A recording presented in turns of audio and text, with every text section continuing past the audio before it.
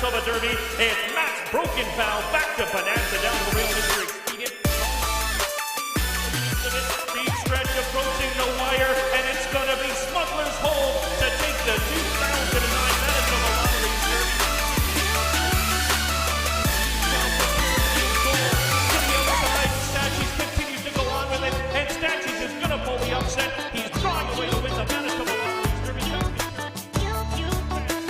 Across the track, deep stretch, hammers bullet, big blue caboose, hammers bullet, the Canterbury Invader takes the 63rd renewal of the Manitoba Lottery. They're a long way from home, baby. Beluga Ball proves it's no fluke. He's back on track. He destroys them in the 64th renewal of the Manitoba Lottery. Narco, but Assembly Hall is going to get it done in the Manitoba Lottery Derby. Second, enormous strides, Street Prancer coming to the wire. It's going to take the Manitoba Derby. Flashy Fuel with 6. One more try. Flashy Fuel is going to hang on. But it's inside straight. He's gonna do it in here. Escape quad trying to battle back, but Pineapple is the 16 pole. Sky Promise is gonna take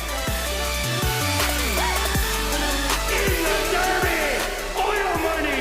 He can't go around it. It's unusual Mongolian win takes the 72nd running of the Manitoba Derby.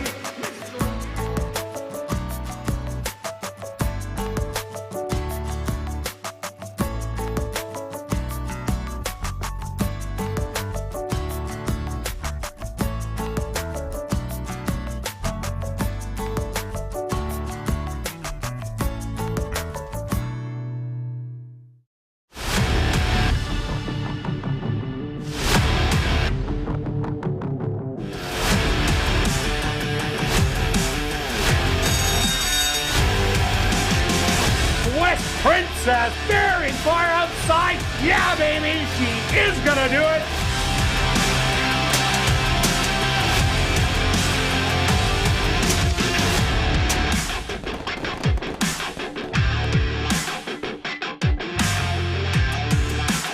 The Manitoba Jockey Club acknowledges that we are on Treaty 1 territory and that the land on which we gather is the traditional territory of the Anishinaabe, Cree, Ojibwe, Dakota, and Dene peoples, and the homeland of the Métis Nation.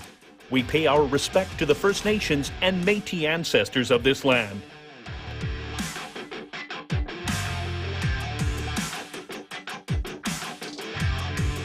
Live, brought to you by Manitoba Liquor and Lottery. Stretch, we're back in action for our 4th season, and what a season it should be. 2023.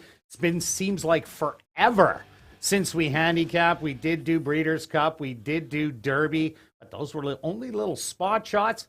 Stretch, you got to deal with me now for the next 4 months. That is true. Yeah, it's hard to believe it has been. This is our 4th year. Very excited. I'm surprised I'm not tired of you yet. Well, maybe I are. But full credit to you not being tired of me. Usually you've got to correct me on all my poor speaking on horses. I've improved that again. That's all right. Yeah. Nothing wrong with that. Not everybody can say I'm right. No, that's true. I don't even say I'm right sometimes. You did a pretty good job. Appreciate everybody that's been following us for the years. And if this is your first time watching the show, we try to give you some information and some picks along the way and try to teach you a few things if you're new to racing, because that's what it's all about. Even people that have been doing this for a while probably can learn something along the way.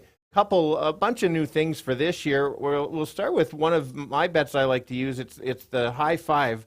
This year it pays out if you get it correctly. If nobody gets it, it carries over. So in races 5 and 7. So the first one tonight, no carryover in the 5th. If nobody gets it right, then it becomes in the 7th. So Kirt and I could split the pool, unlike last year. It'd be more just me, but Well, you were better on the pick bulls. Yeah, I'll give that to you. Okay. And then we've got the timing. We're going to go to the hundredth of a second over the course of the day or the next couple of days. So the timing system is right up to date. And there's going to be a few other changes, but I'm not going to give everything away, Kirt. Everybody's kind of have to watch the various changes on the screen, and then we'll discuss them as we go along the way.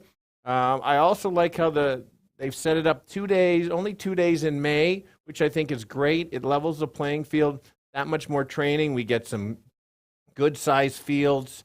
Both cards are good. I've already looked at both cards, and really good. The quality today is excellent on some high-level claiming and allowance fields. So I'm ready to go. Kirt? Yeah, just one more note. A lot of people did go out buying in the winter, and it was a lot of horses we had came from Phoenix, few from Golden Gate. Now we got Tampa, Turfway added into the mix.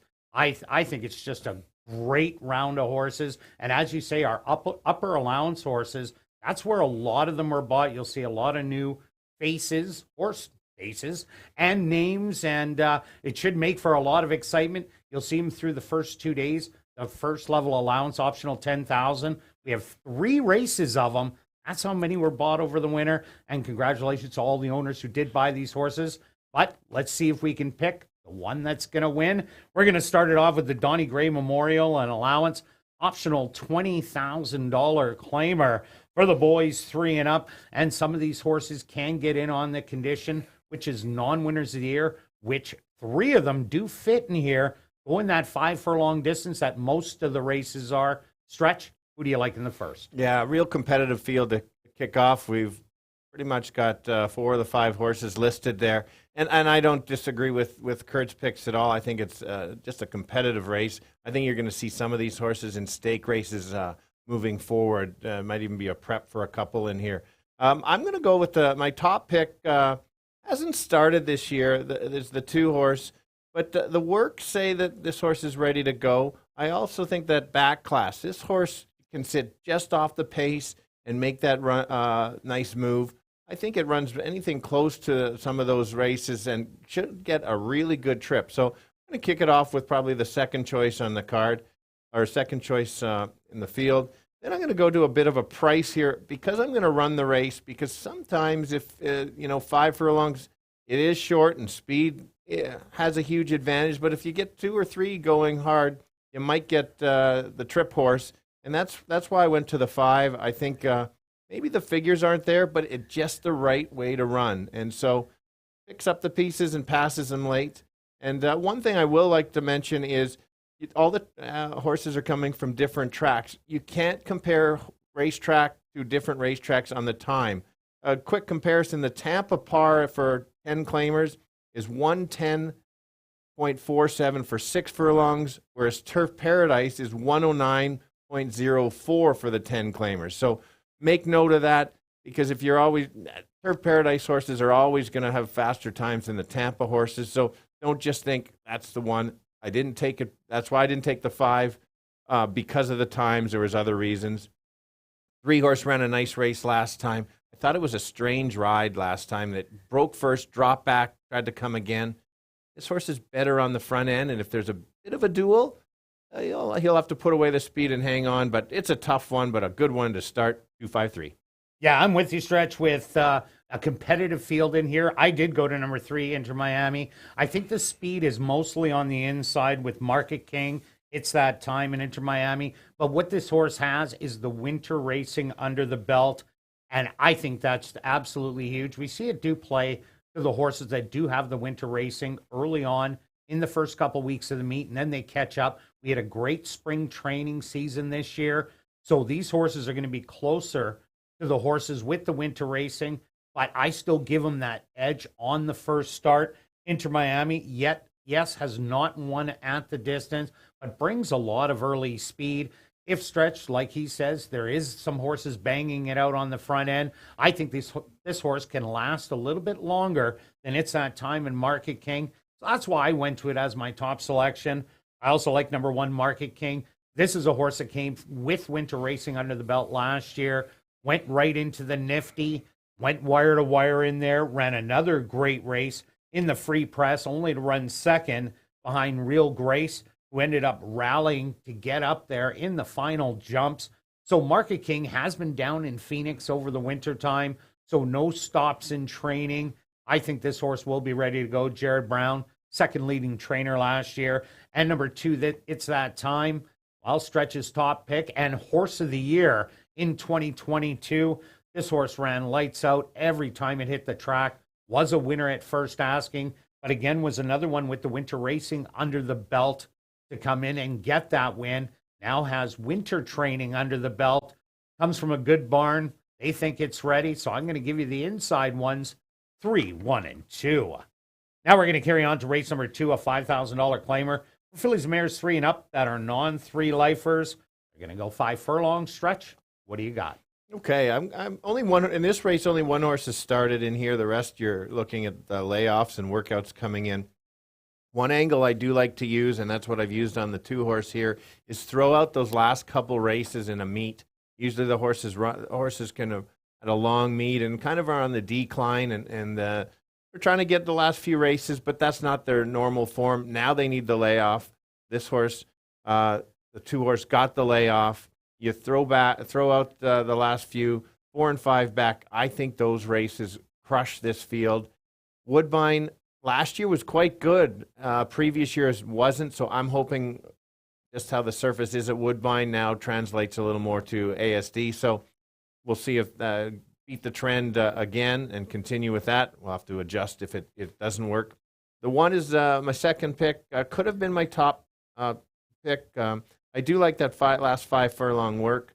I think this horse might just simply get over bet a little bit, and I went to a bit more value on the 2, and so that's why I went there over the 1, but I'm using both. And my third selection is the 5. This is the horse the only one that's run so far, and I think just the conditioning just has to run evenly and maybe take over, pick up the pieces. Again, sounds the same, but 2, 1, and 5 box my picks. Well, Carl Anderson did really well last year with a couple condition horses that he did get from Woodbine. Woodbine horses hadn't done really well here. They were kind of fringe players. The odd one, yes, was really good, but a lot of them didn't pan out. But Carl Anderson, 2 condition horses, both of them won first time out. So that's one to look at. I ended up going to number 3, Prairie Magic. Prairie Magic ran a great race first time out in an allowance non-2 lifer, banged heads with Cabo Dorado, which was a fit horse. Those 2 went all the way down to the wire, and Prairie Magic ended up getting tired, beaten by 2 lengths. But what's lacking out of this field is a lot of speed. The 6 has a little bit, and outside of that, not a lot of it. So I think Prairie Magic just might be able to get a 2-3 length lead in here. Devin Gittins, he's a young trainer that really showed himself last year, and I think his horses are progressing very well. So I'm going to think Prairie Magic is going to steal it. I do like the 5 Saturday Service. This horse comes in with that winter racing. Huge advantage. Ran a great race last time out. Only got beat by a length. Previous start, 5th, but within 5 lengths. Only 4.5 out of it. So I went to this horse as my second pick, and I went to number 1, Someone Else. This horse loves the distance of 5 furlongs. 3 starts, 2 seconds, and a third. So this horse really fits at the 5/8. That's why I gave it a little nod over the 2 Tapiture Way, even though it was racing at a lower class, but has run on the dirt before at Fort Erie, ran 3rd, beaten 3 3/4, showed a little bit of speed in there. So I expect it to be forward in the race. And I'm going to give you 3, 5, and 1. Now we're going to carry on to race number 3, kicking off jackpot pick 5 wagering, an allowance optional $10,000 claimer going for the boys, and they're going to go 7 furlong stretch. What about this one? Yes, okay, we agree on one. How about this? Day 1, we have a 2-turn race in a competitive field. I did land on the 1, and as one of my better plays today, I really like this horse today. Dirtied up on that last one on the turf at Keeneland. Throw that one out. That's fine. The previous 3 are excellent races.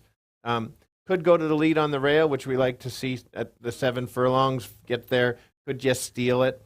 And if you're not sure if the horse likes the dirt, look at the race at LaSalle Thoroughbred. Is the LRC back in July. Runs that race, wins this field. I'm hoping to get around 2-1 or close to that. If I do, that's a prime play for me. So be ready, Beth, for the stretch extra bet, early bet. Next selection, I'm going to go to the 5.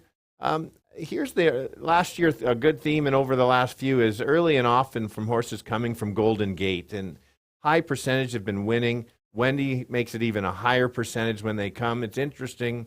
Golden Gate's a synthetic track, but it translates really well to our track. So I think she won 5 out of her first 6. That's exactly what I thought it was, but I knew you'd get the stat. Yes, that's exactly.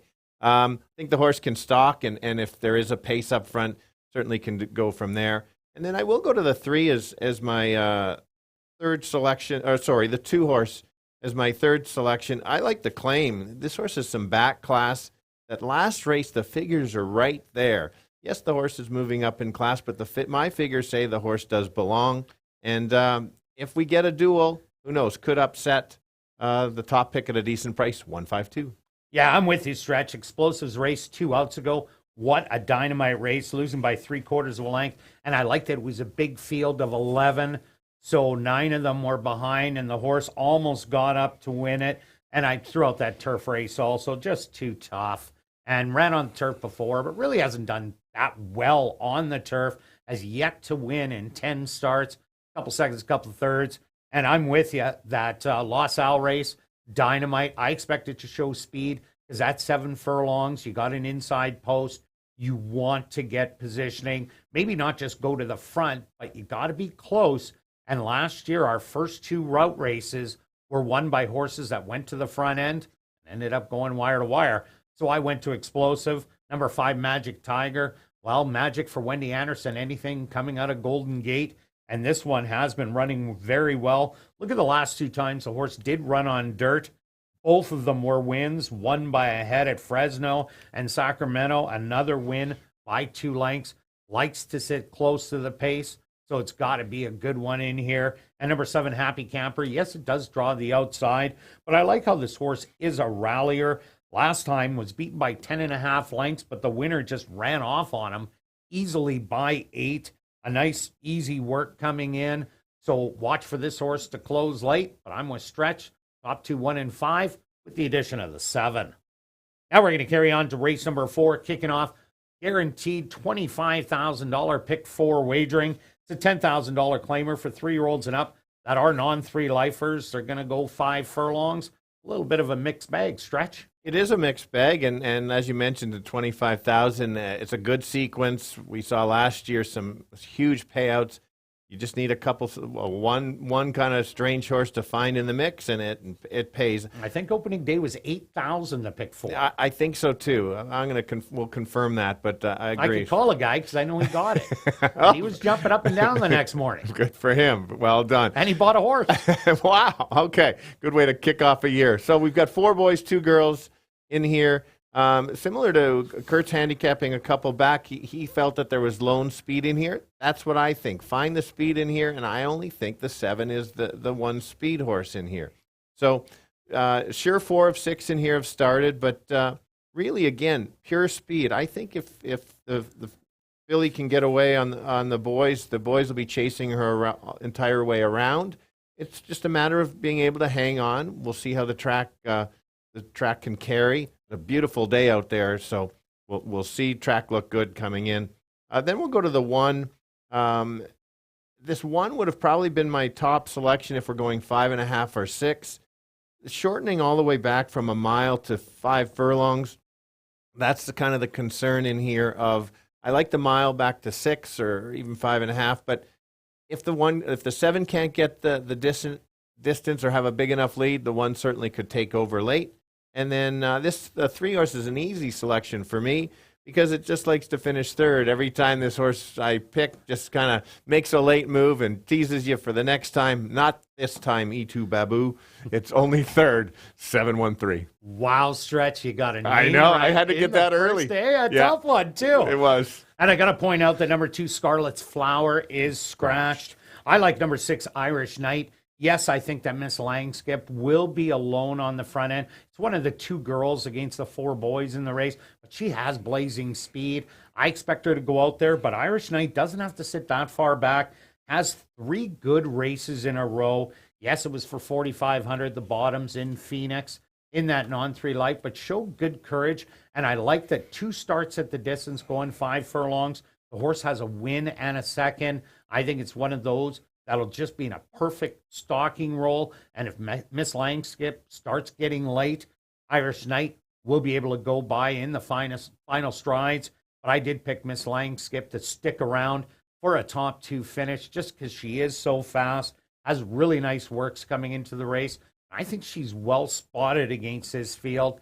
And my third selection is number 1, Armavir. And Armavir, wow, great races recently throughout the turf race. And it's 2 wins and 2 seconds in the last 4 starts. My concern, along with stretches, is the 5 furlong distance. But we've seen horses overcome that. But this horse, it looks like it's going to be dynamite going around 2 turns. But watch for this horse to fly late. I'm 6, 7, and 1. Now we're carrying on to race number 5.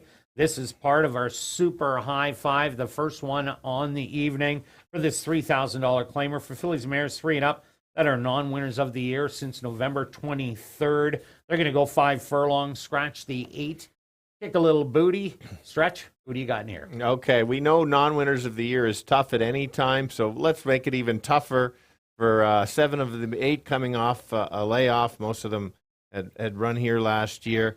I'm kind of expecting, hopefully it's our pick that's going to run the best big race, but it's not going to be surprising who could be that just a little bit more ready than the others, because they all probably had a few problems last year. Maybe that layoff could be the difference. But let's go to the 5 as a top selection. She won her first race last time. Why not again? Has the most speed. She's a specialist at the 5 furlongs. This is kind of her distance where the others are a little bit longer. Will be the favorite.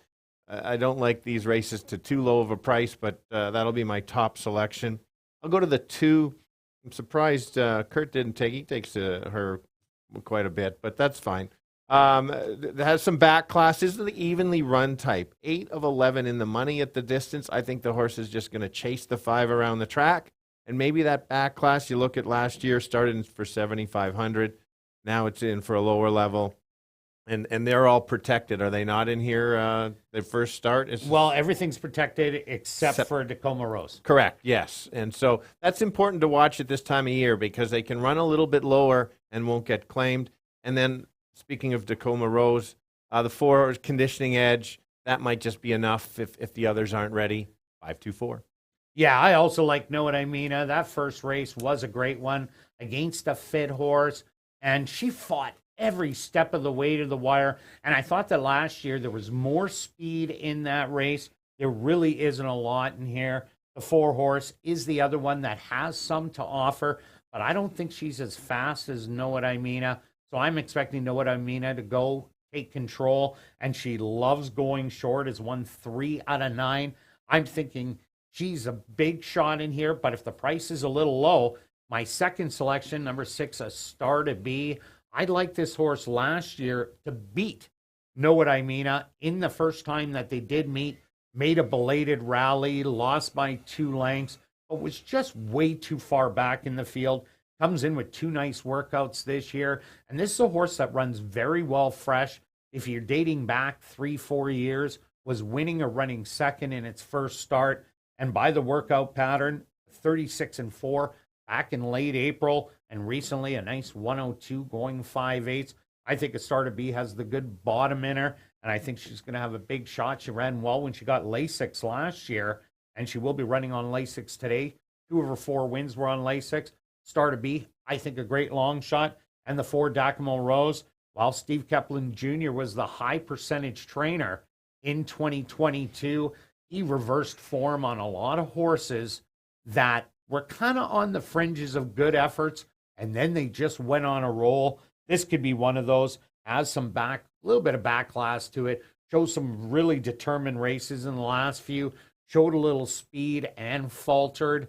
I think this horse is going to improve with Steve Kepplin Jr. training it. I made it a third selection, but definitely I could put this one on top if the price is right. But I'm going to give you 5, 6, and 4. Now we're going to carry on to race number 6, an allowance race, 4 3-year-old fillies that are maidens. They're also going to go the 5 furlong distance. Stretch, a little wide open. Very wide open.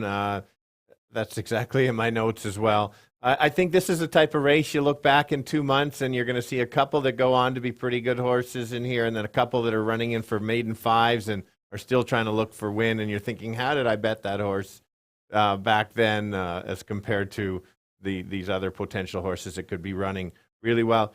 Well, I'm going to live and die on the Woodbine horses this year early, so kind of looks like that. We're going to see what's going to happen. I found that there's not a lot of early pace in here, and I found that the 5-horse showed some speed at Woodbine 2 and 3 back. Steady works, runs back to those 2 back and 3 back. That might be enough.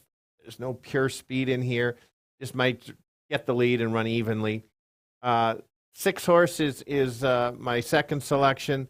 I like Kirt as a top selection. You just have to determine if the horse can run on dirt or can only run on poly. That was my little hesitant. The one race on the dirt was not very good. The 2 poly were. If can run back to those other 2, puts the horse right there. I've got the 6 in all my sequence bets. And then we'll go to the 7. Why the 7? Yes, longer. It just might be enough for this field that the others won't get the distance. Yes, on the turf. There's a couple races back at Tampa. Remember, it's a deeper track. Or at Gulfstream, I'm sorry, on the synthetic that aren't too bad. No strong opinions. I'll give you 5, 6, 7. Yeah, I did go to number 6, Olive's Candy. Ooh, there is a medication change. This horse will run on Lasix. Olive's Candy 2 outs ago. What a huge effort, only to lose the photo in the end and a narrow nose for second. The comeback race was a jump up to the maiden allowance from maiden 15. So I'm not as worried as Stretch is that, yeah, it was a dirt race, but I think it went against some tough company in there as the winner ended up walking away on the field by an easy 5 lengths. So Olive's Candy, if it runs that race before, sits back and makes a spirited charge, I think definitely this is one of the horses to beat, as Tom Gardapi Jr. did do a lot of shopping over the winter, and you're going to see a lot of new purchases coming out of that barn. I also like number 2, Celebration Dance. Well, how do you like this one? Shelley Brown has 2 of them, the 1 and the 2. I went to the 2. Big reason. Ran against older horses last time out. Running against straight 3-year-olds, running against older horses at this time of the year, it's just not easy. You got to be a real good one to tackle them. A lot of racetracks, they do go against them. But in essence, back against straight 3-year-olds, plain and simply, is easier. This horse was in the fray early, showing some early speed, and then really backed out of it to be beat by 29. But after a half a mile, the jock didn't try anymore, put the whip away, and just pretty well coasted over the line. And that was going 6 furlongs. Comes in with the sharp work, 49-1, draws the inside. You get a top jock in Antonio Whitehall. I think this could be a big play horse at a big price. So that's my second selection. And I do like number 5, Sparkling Silver. But the way Carl Anderson did with those Woodbine horses last year, this one showed a lot of promise at the $25,000 level, sprinting and routing, has tactical speed. I expect it to be right there early on. And jockey Jorge Carreno, the top jock from 2022 in the saddle, I think it's going to be one of the higher plays in here. And don't leave out number 4, Wits Grits, out of the Jerry Gornall barn. The top trainer brings a fit horse in from Fauner Park. 70-cent favorite on the dollar. Disappointed in a short field, but now Jerry's had it for a while. I expect this horse to move forward off that, but I'm going to give you 6, 2, and 5. Now we're going to carry on to race number 7. Another allowance, optional $10,000 claimer. For fillies and mares, 3-year-olds and up, they're going to go 5 furlongs. And the other super high 5 on the card. And once again, if it isn't won in race number 5, that money moves over to race 7. Stretch, after saying that, what do you got? Well, we won't be splitting it because we're not even in the same. So one of two things has happened to Kirt. Kirt has not turned the page to the final one and noticed the race that there's a 10 horse. So now he's in panic mode, or he's looking at tomorrow's card. So I did look Either nor, buddy. I like the inside. All right. I did look at all 10 horses. It is a good race. It is wide open. The outside Kate is the speed. She when she breaks, she gets the lead and just goes as fast and as far as she can go. I don't mind post 10 because it doesn't matter for her. She's just going to keep going until she gets the lead. So if she clears, keeps going, it will go from there. And then after that, it becomes really wide open. So as much as I'm bugging Kirt a little bit, I could understand that because if the 10 gets in the duel, it opens it up. But I am going to go to the 4 at a nice price. This horse won at 5 furlongs first asking last time here. Closed late, had lots of horse and moved up the rail. I think if the 10 gets hooked with some of the speed horses, that horse could light up the board. And that 7 horse is my third selection. Yes, only has one win on the card. I'm not a big fan of taking out of conditions, but I just think if there is a duel, this horse can close late. If you look at April 5th and January 30th races, those races are good enough to put this horse right there and pick up the pieces also at a price. So I will go 10, 4, and 7. Yeah, Stretch, coming into this race, I'd like to have the all button alive, even though I didn't hit the all button in my pick 4 or pick 5, but there's a lot of horses in here, new ones, and I think Kate's Princess is going to get some company on the front end, and that's why I didn't take her in my top 3. I think number 3, Wait a Sec, she showed speed in almost every single start, has fitness going for her, so I think she's going to shoot out right to the front. Kate's Princess on the side, on the outside, same idea. They go battle it out. And with Wait a Sec having the inside, I think that's going to be a massive advantage. A lot of Kate's Princess's wins. She was just much the best on the front end and just carried on. So when she does get hooked, she is not as good. So I'm thinking that way. So I put the 3 on top. Then I went to number 1, Charge It Jen. This horse is coming by way of Tampa. Also likes to sit close to the lead, but I don't think will go to the front. Doesn't have as much speed as the 3 and the 10. So I think it's going to get an absolute perfect stalking trip. Javian Chow ended off the meet second half of the meet. He was absolutely on fire. He's tenacious and ready to go. Shelley Brown, she can win with these Tampa horses. She's done it in the last couple of years. So I expect this one to run well. And the other Shelley Brown Tampa horse, number 2, Chicago River.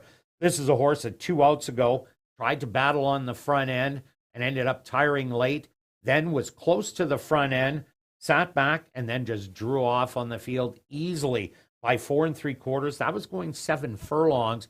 I think that one's going to be sitting mid-pack in the race and make a late charge at him. So maybe that one might be able to get up at a 10-1 morning line. One more to look at, Stretch, not in your picks. The 6, Blazing Sky. Why'd you leave it out? Woodbine. It is 3 in a row. It is. It's a bit of a closer. Needs longer. That's why. Needs longer. Well, we will see. Thanks for joining us here for ASD Live, and I'll be right back with the changes on this evening's Carter Racing.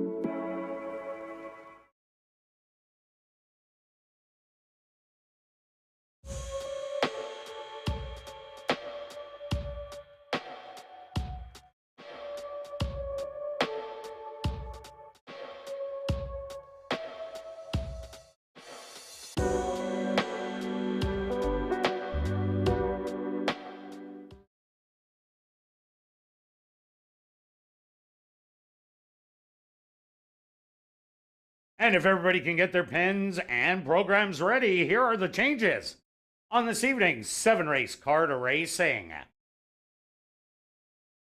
Turning your programs to race number 1, the Don Gray Memorial. Just a couple overweights, and they're on your TV monitors. Now turning your programs to race number 2. In race 2, also just some overweights. Now turning your programs to race number 3, kicking off Jackpot Pick 5 wagering, the ANAF Club 60 purse. There are no changes. Turning your programs to race number 4, kicking off $25,000 guaranteed Pick 4 wagering. Scratch number 2, Scarlet's Flower. Number 3, E2 Babu. The ownership should read 2 Points Ranch. And number 5, Ruby and the Stars. Make the jockey Siobhan Bell. Now turning your programs to race number 5. Our first of 2 super high 5 races on the card. This is the VIP Fan of the Night race. Scratch number 8, Kick a Little Booty. That's in race 5. Scratch the 8. Kick a Little Booty. Now turning your programs to race number 6. In race 6, number 6, Olive's Candy. There is a medication change. Olive's Candy will run on Lasix. Number 8, I Am Mila. Make the jockey DeMario Bino. Once again, race number 6, number 6, Olive's Candy will run on Lasix. Number 8, I Am Mila, the jockey DeMario Bino. Now turning your programs to race number 7. Our second of 2 super high 5 races on the card. Number 7, Margot's Girl. The ownership should read King Couture and Wanda Vass. Number 9, Barefoot Dancer. The ownership should read Back on Track Stables and make the jockey Ronald Alley. Once again, here in race number 7, number 7, Margot's Girl. The ownership, King Couture and Wanda Vass. The 9, Barefoot Dancer. The ownership should read Back on Track Stable and the jockey, Ronald Alley. Well, another absolutely gorgeous day here in Winnipeg. The Fun Castle's up. I think I see Stretch in there. Oh, it might not be Stretch. The temperature, 26 degrees Celsius or 79 degrees Fahrenheit under partly cloudy skies. Host time for race number 1 in 14 minutes.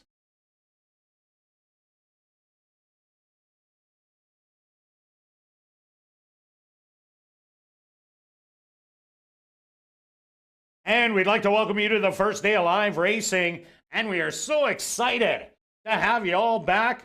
Be sure to enter your name for a chance to be our VIP Fan of the Night. Ballots are available in the lobby.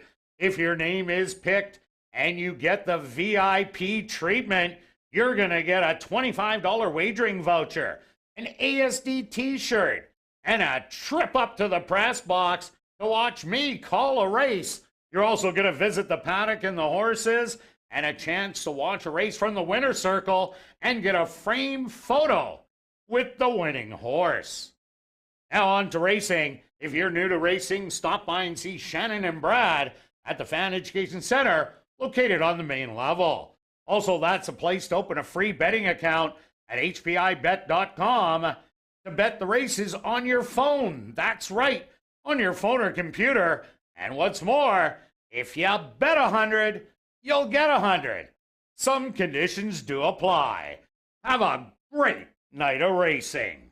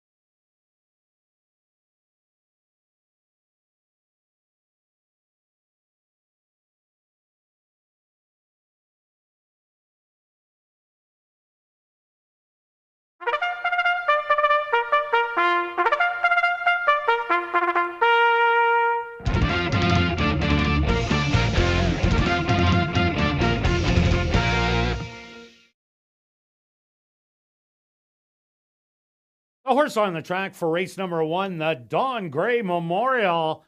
They're going to go 5 furlongs for $20,500.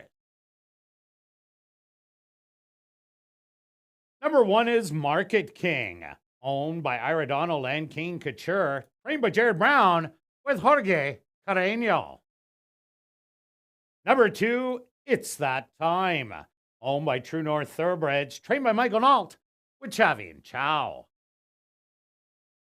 Number 3 is Inter Miami, owned by Ray DeLorme Jr., trained by Shelley Brown with Antonio Whitehall. The 4, that's Brody Streak, owned by Larry Henry, trained by Tom Gardaby Jr. with Ronald Alley. Rounding out the field is number 5, El Maestro, owned by Marvin and Deb Buffalo, trained by Marvin Buffalo with Sven Balrup in the saddle. The Don Gray Memorial. Following the running of it, someone from the Gray family will make a blanket presentation to the winning connections. Post time for race 1 in 7 minutes.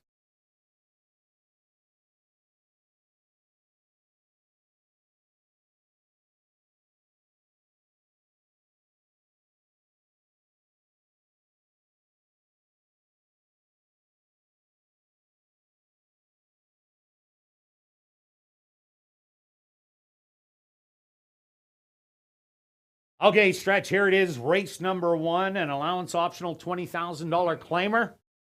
Who do you like? Okay, I've started on the 2. It's a wide open race, as we said at ASD Live.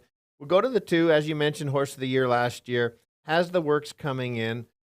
I just think that this horse can sit just off, doesn't have to be on the lead. Just might get that dream trip. Is up against it with the 3 horse that has run, but I'll use that as a top pick. I think 7-2 is a proper value. Yeah, definitely 7-2 is perfect. I did go to the favorite in here. Number 3, Inter Miami, is yet to win.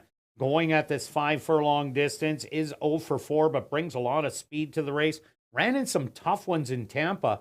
That second level allowance optional claimer, that is not an easy race where the winner, Our Shot, came back to win and the third place horse came back to win. That race, I think, would put this horse in the winner's circle. Has speed, big shot, but yes, a short price. Yes, that's fair.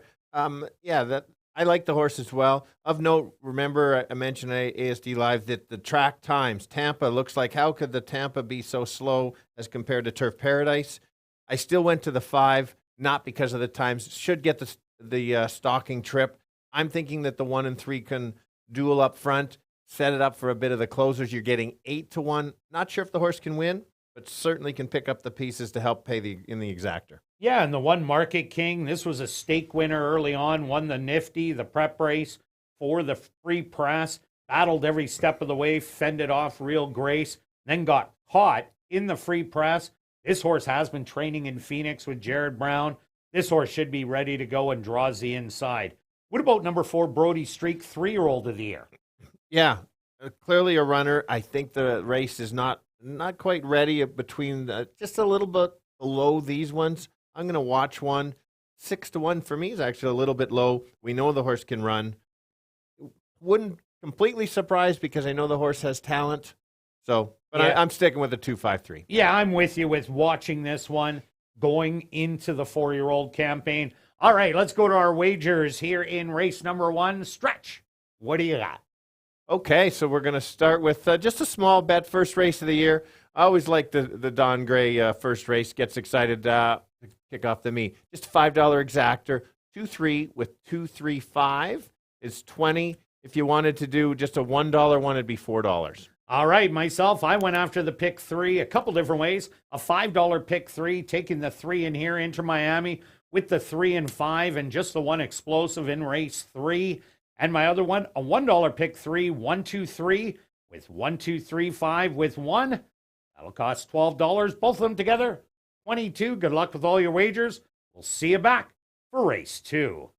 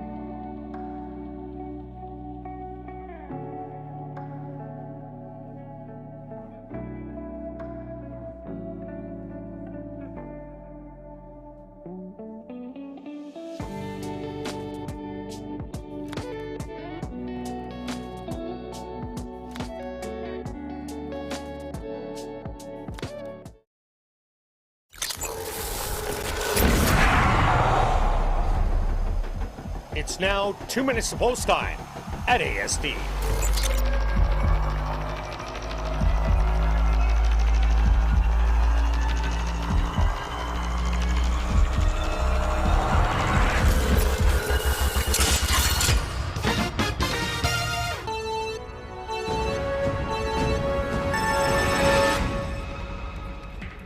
right, here we go. The boys going 5 furlongs. First race of the season. Good race. I landed on the 2 as my top selection. Don't like the price at all. I'm actually surprised on how low this price is. Got to look elsewhere to try to cash a little bit more. I'm looking at the 5 at 9-1. This horse has raced already this year, has the stocking trip, could pick up the pieces late. So I'll give you 2, 5, 3, 9 to the value play. That's 5's the value. Yeah, Stretch, I like number 3, Inter Miami. I think this horse has good tactical speed. The other horses with speed in here, the 1 Market King, and it's that time, has some early foot too. But Inter Miami has the winter racing under the belt, as only one other horse does have. That's the 5 El Maestro. So I'm looking for Inter Miami to go all the way. I do like number 1 Market King to stick around for a big piece and probably be in the photo with the 2 It's That Time. So I'm going to give you 3, 1, and 2 here in race 1.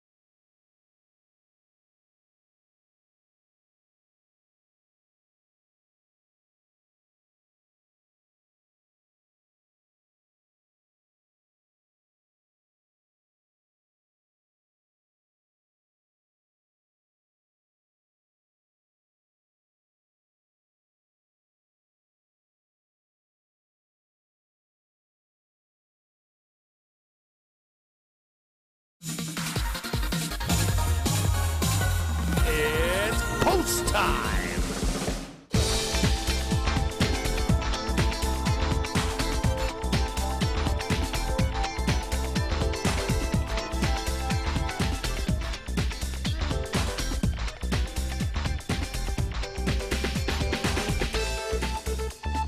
Market King, the first one to step into the starting gate. It's That Time moves in. Next up, Inter Miami. Just 2 left to load. Brody's Streak.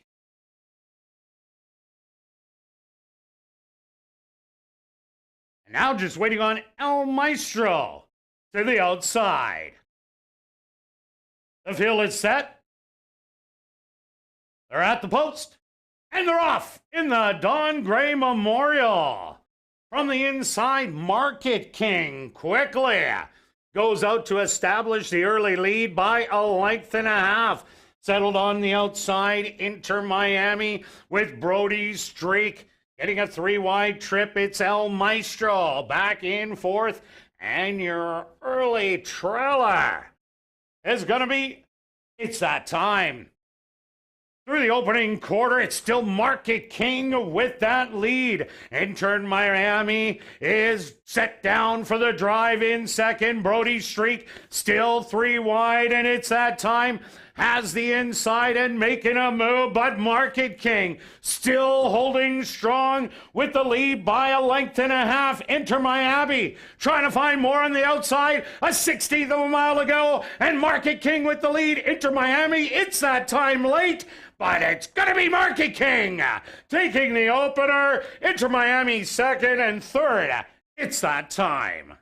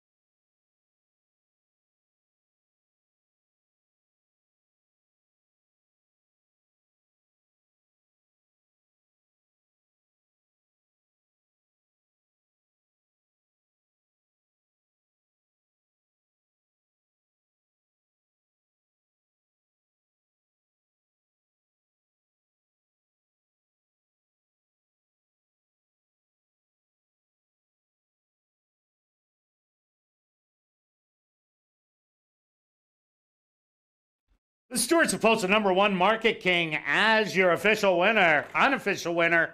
Second goes to number 3, Inter Miami. Third to number 2, It's That Time. And fourth to number 5, El Maestro.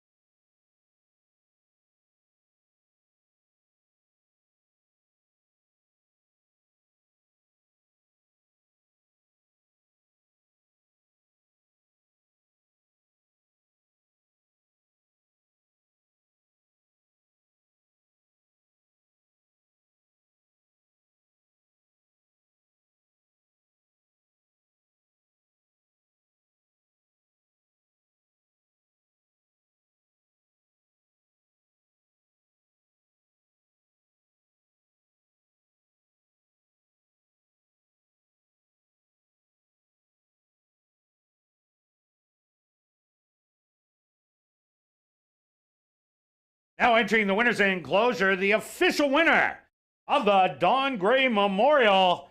That's number 1, Market King. Market King is a big gelding, 7 years old by Into Mischief, out of the mare Divine Presence by AP Indy. Owned by Ira Donald and Kane Couture, trained by Jared Brown, and ridden to victory by Jorge Carreño. Time for the 5 furlongs, 59:28.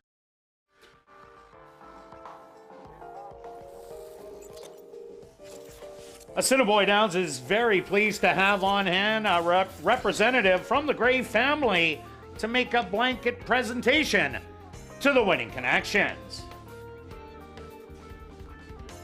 Race 1 is official.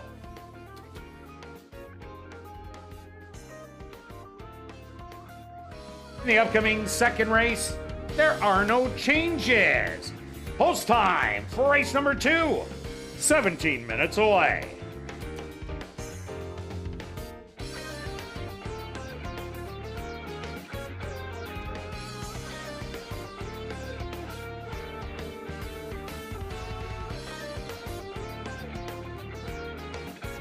Well, Assiniboia Downs has introduced a new Chase the Ace weekly draw.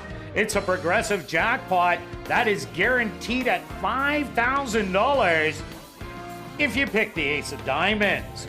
Tickets start at just $5 and are available online at asdowns-cta.com or in person at guest services or the VLT cashier's cage, and the weekly draw will take place Thursdays at 11 a.m.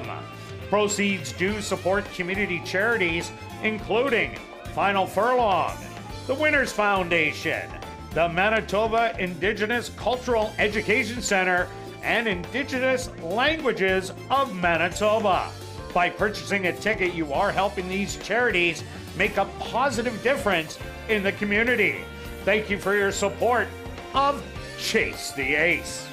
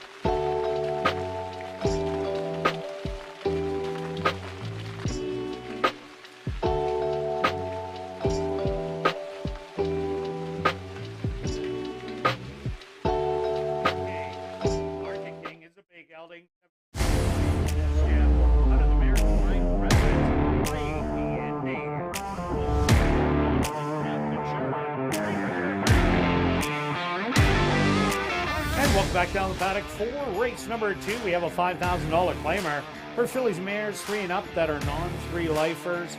They're going to go 5 furlongs stretch. Quick look back at race number 1.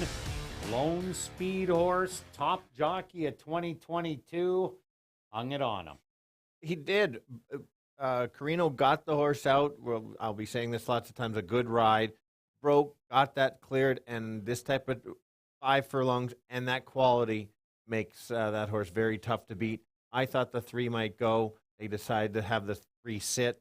The 2 took maybe a step slow, and so Lone Speed on the rail in this heat just spells winner. So we'll see. I'm not going to make any judgment on track at all. It's only been 1 race, but here we go. All right, let's find the winner in race number 2. Let's keep going, yes. Well, I'm going to start on the 2 horses is my top selection. Yes, coming from Woodbine, as mentioned before, Carl has won on some of these horses before. I like this angle because the last 3 races, last year is the key, were terrible. I think the horse just had enough racing that last year and needed a break. Has the break, has some steady works, not fast works. The figures are there. Runs back to the race that the horse won, the mare won, makes this horse a winner. That's a new jockey, Kirt. Sven Bellrook. Yes, thank you. And so tell me a little bit about him, because he had a ride in the first leg. Yep. And El Maestro. Yep, and it was closing late. It needs a little bit longer on that horse, but once a Lone Speed, the closers don't get there. So tell me about him. Well, Sven's from Trinidad, and last year went over to Alberta and plied his trade as a bug boy there. Ended up winning a few races. Wasn't getting a ton of action, though. But so he decided to come to Assiniboia Downs. He's got a lot of live mounts in the first 2 days and looked good in race number 1, and he's got a live horse in here. Yeah, I'm hoping so. Yeah, I didn't mind his ride in the last race. He was up against it with the speed. So that's my top selection. Who's your top selection? I went to number 3, Prairie Magic. I really like the way this horse started last year. Broke slow out of the gate, had to grab the speed. They knocked it out. And then it was Giddy Up Zoe, Maybella, and Savage Love. They all ended up rallying to beat Prairie Magic. But I don't see a lot of speed in this race. And I think Prairie Magic just might be loose. The other one that I think that could possibly go against it is the other one by trainer Devin Gittins, the one Someone Else. But I can't see the 2 of them banging it out coming out of the same stable. So I'm thinking Prairie Magic hits the front end and plays Catch Me If You Can. Yeah, that's a good call, making the comparison of the trainer on the 2 horses. I also like speed horses that have longer works. I don't need to see a speed horse have a 3 furlong work. I know they have speed, so the 5 furlong makes a big difference. I went to the 1 as thinking that the Woodbine horse that, again, has, I don't know, just maybe a little more upside. Getting a 2 to 1, I don't like the price, and this is a non-3, so you better find some value. So you mentioned that. I will mention the 1 horse that has run, and that's the 5 horse, and I just has been running evenly at Fawner. And if there is a bit of a pace battle up front, maybe between the 2 and the 3 or something, that could happen, but does need a duel to get up. Well, it's the only one with winter racing, so that's a huge advantage. And if you look at Market King and say, well, he didn't have winter racing, but he wintered in a place with no winter in Phoenix. So he never got a break there. He was ready to go. Jared Brown had him good to go at first outing. Also look at number 6, Artisan Dancer. Here's a horse that took a while to get it done at the 5 non-2 level, but easily wired him that day at a short price. I expect this horse to show speed today, but I just don't think it has enough to get it done first time out. So I'm going to kind of watch it today. For sure. This is the one that ruined the streak of not winning from Golden Gate. Yeah. Let's mention the 4 horse is Sea of Life. Sea of Life, thank you. You know, figures are there, probably needs a start. There is the 5 furlong work that I like. We'll certainly not get on the front end. We'll have to sit just off and take over. All right, let's go to our wagers here in race number 2. Stretch, as usual, start us off. Okay, another unsure race, keeping the budget down. I didn't win as much money as you did on the Derby, Kentucky Derby. So why are you being so cheap? Anyway, $3 exacta box, 1, 2, and 5, total of 18. If you want to spend a little less for $1, it would only be $6. And that's an exactor box, can be 2 of the 3. in first or second? Well, Stretch, I'm easing into it, and I borrowed too much money off the wife last year that I had to give her some back, so she pretty well took it all. But myself, I'm going to go 10-win place on number 3, Prairie Magic. Catch me if you can. Good luck with all your wagers here in race 2, and we'll see you back for race 3.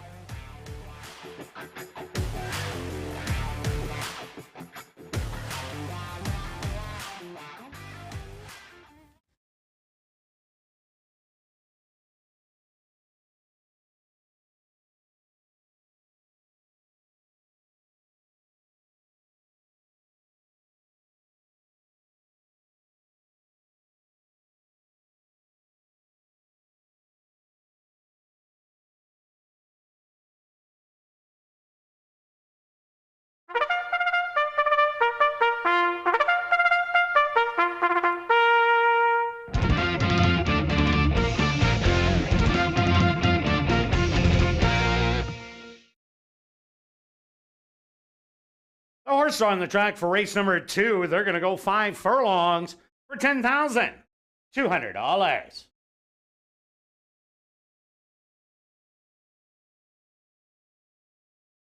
Number 1 is Someone Else, owned and trained by Devin Giddens, the Mario Bino in the saddle.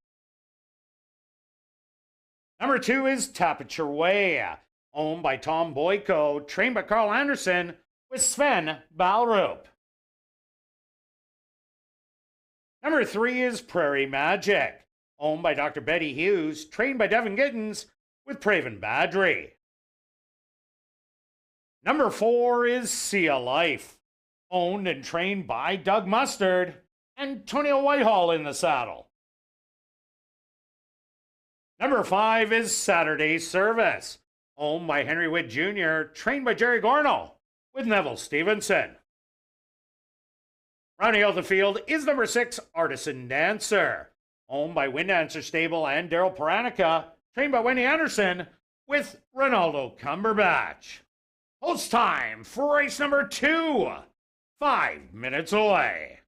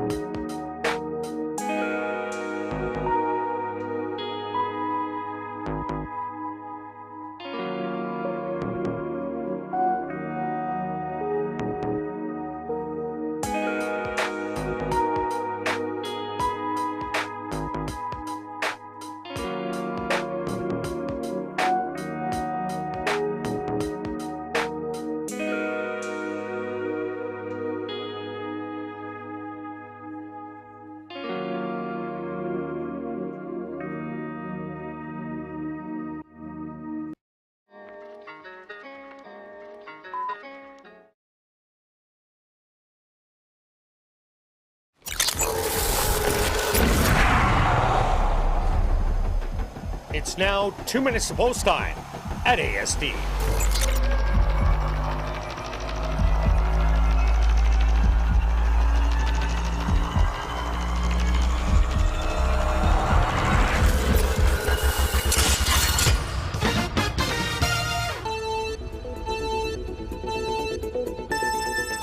All right, this time we've got the girls going 5 furlongs, non-winners of 3 lifetimes. So fillies or mares that haven't won 3 races. I've landed on the 2 as my top selection. I think this mare is going to sit just off the pace, which is behind the speed, a bit of a battle up front, and take over late.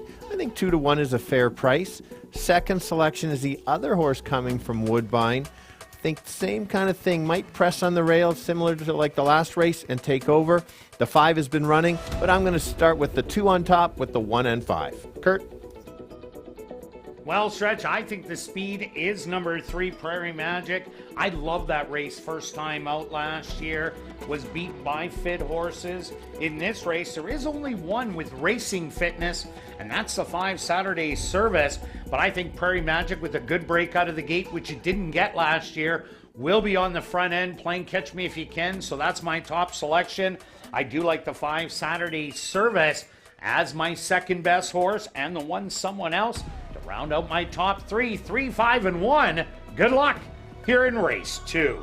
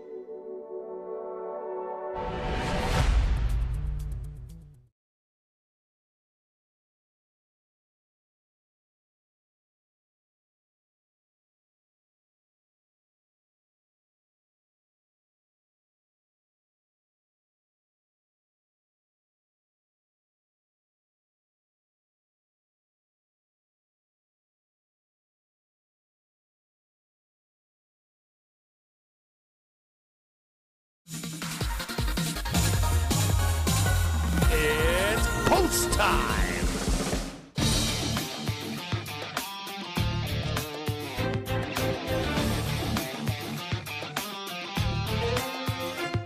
Someone else, the first one tucked away in the starting gate.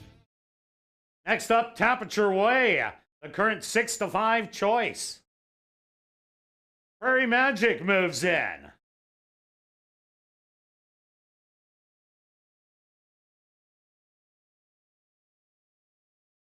Sea of Life steps up and in, just 2 left to load. Saturday's Service. Now just waiting on Artisan Dancer.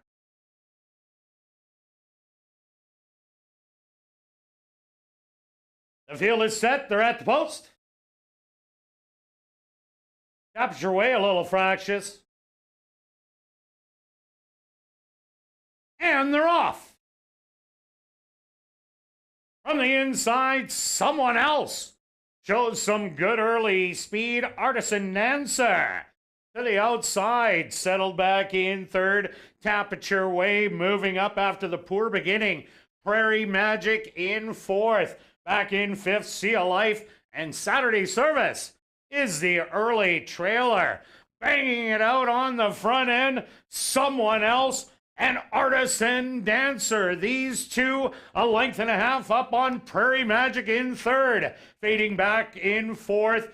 Temperature Way making a move, Sea of Life, and Saturday Service still the trailer. They hit the head of the lane, and it's someone else with the lead. Artisan Dancer in between horses. Prairie Magic making a 3-wide bid, and Temperature Way trying to come up the rail. A 16th of a mile to go. Someone else is digging in and gonna hang on for the win. Very close for second between Temperature Way and Artisan Dancer. Prairie Magic was fourth.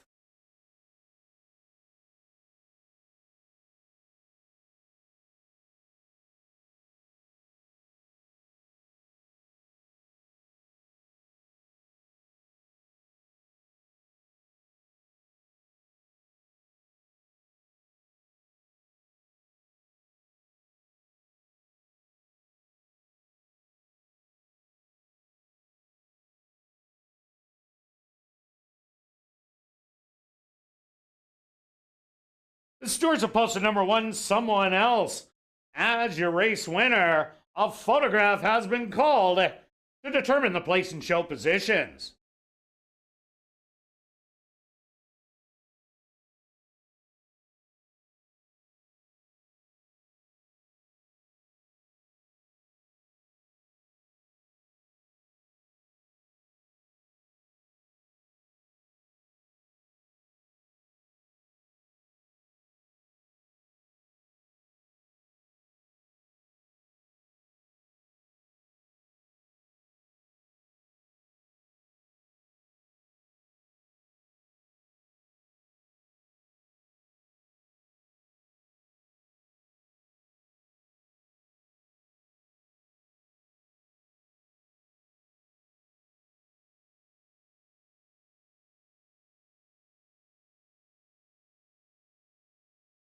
Results of the photo show number 2, Temperature Way, finished in second. Third goes to number 6, Artisan Dancer, and fourth to number 3, Prairie Magic.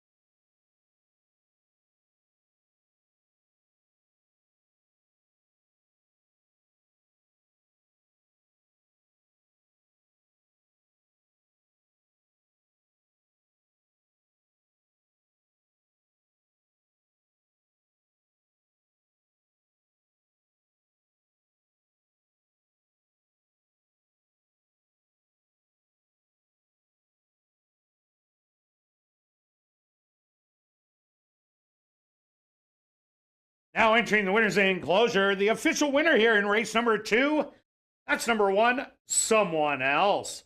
Someone Else is a chestnut mare, 6 years old, by Booze. Out of the mare, Just Bluffin' by Pine Bluff. Owned and trained by Devin Giddens. And ridden to victory by Demario Bino. His first start here at ASD, and it's a winning one.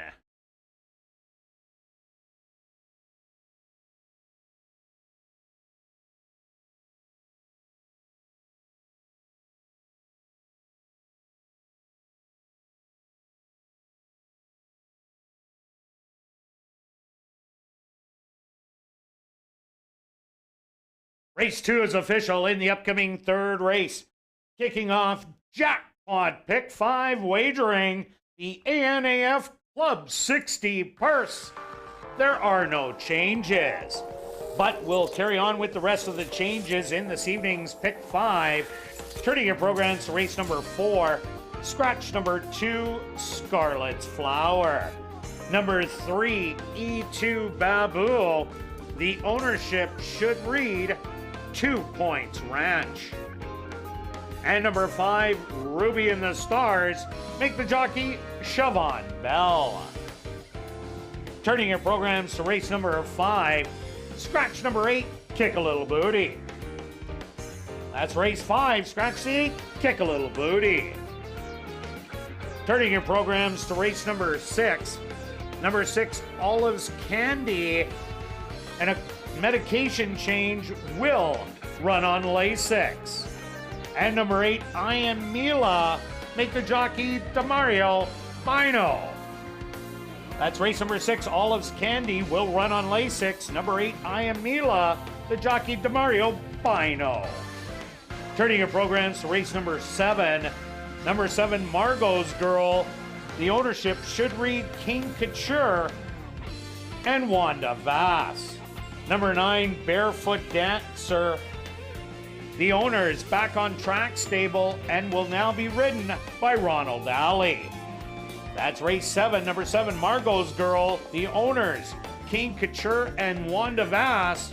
Number 9, Barefoot Dancer. The owners, back on track stable, and the jockey, Ronald Alley.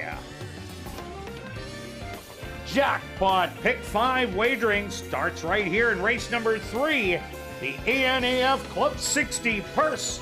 They'll go in 17 minutes.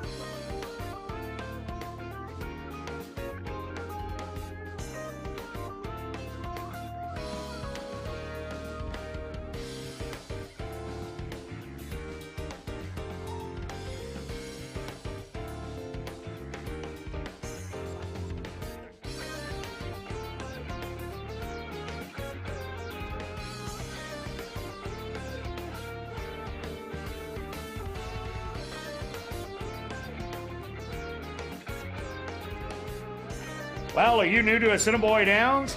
Then check out the 140 VLTs in the climate-controlled second level. They're open all day, every day from 10 a.m. to 1 a.m. Well, race number 3 is the first leg of the 20-cent wager called the Jackpot Pick 5. If your ticket is the only correct one, picking the winners of races 3 to 7, you'll win the whole jackpot. When there's more than one winner, a consolation will be paid out, and the jackpot will keep growing.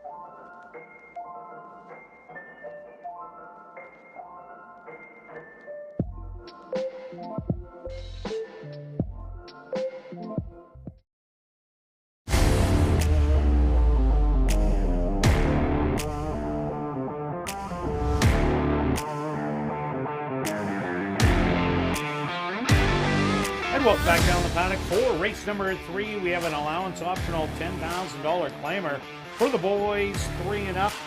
They're going to tackle 7 furlong stretch, and this will kick off jackpot pick 5 wagering. Quick look back at race number 2. Well, you picked the wrong Woodbine horse to get the win. I picked the wrong Devin Gittins horse to get the win. Correct, but I am actually on the board with the winning bet already. So after 2 races, I'm on the board, made some money for myself. It's early in the meet, but you just don't want it to go too long. I'm in the pick 3, though. You are along for a nice payout for sure. That is good selection on that.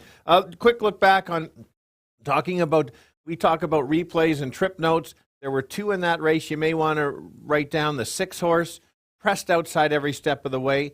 Did lose to the 2, but the 2 noticed, stayed on the rail the whole time. And Kirt's selection, kind of unfortunate because the horse didn't break, and that's slow again. And speed horses need to be on the lead. Made a nice move, might get a good price next time. So don't get too mad at Kirt because a little bad racing luck there. Moving on to my top selection of the night, a horse that I like the most. For me, the highest chance of winning, I think, anyway. There's so many good things on this one. I like that the last race wasn't very good because I think I can get a better price. Throw that race out. Look at the other races going the 2 turns. 7 furlongs is 2 turns at ASD. If the real good race is you look at LaSalle, LRC back in July, right to the lead, ran a big race against a couple real good horses in there.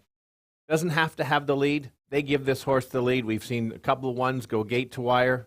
No reason why that can't happen again. Well, yeah, you even look at that Churchill Downs race where they went the half mile in 44 and 3.5 and 109 and 2, and the horse was right there before faltering. Draws inside, has been testing real tough ones. Throw the last race out, like Stretch said, and I'm with you. I think this is definitely the horse to beat. My second selection in here, number 5, Magic Tiger, along with you. Comes out of the Wendy Anderson barn. She did so well with these Golden Gate horses last year.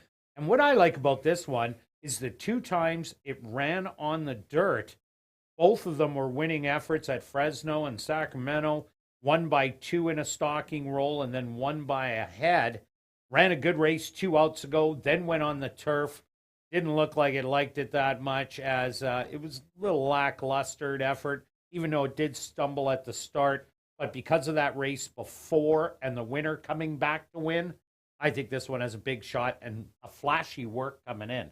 47 and 3. Absolutely. If there was, if I knew that there was a duel on the 1 and got cut up, that 5 would move up in my top selection. My kind of sleeper at 9-2, I thought I'd get a little higher odds. It is the 2. That last race, really good figures. Jared Brown already has a win. He has his horses win early here at ASD. And again, we'll get a stalking trip. Yes, was in for 4, now moving way up, but does have the back class. This was a sharp claim, I thought, anyway. So can't leave that horse out, at least for the exactor. Yeah, another horse that I like, number 7, Happy Camper. Was beaten by 10.5 last time out, but the winner was all by himself, winning by 8 lengths. And I liked that was on the dirt. This horse has run some good races going around 2 turns. You look back at Hawthorne, wasn't able to get there and get up and get the win, but showed a good closing effort. If Explosive, Short Rib, and CC's Kitten, if they want to all go show speed on the front end, Happy Camper might just get happy, but it'll be late down the lane.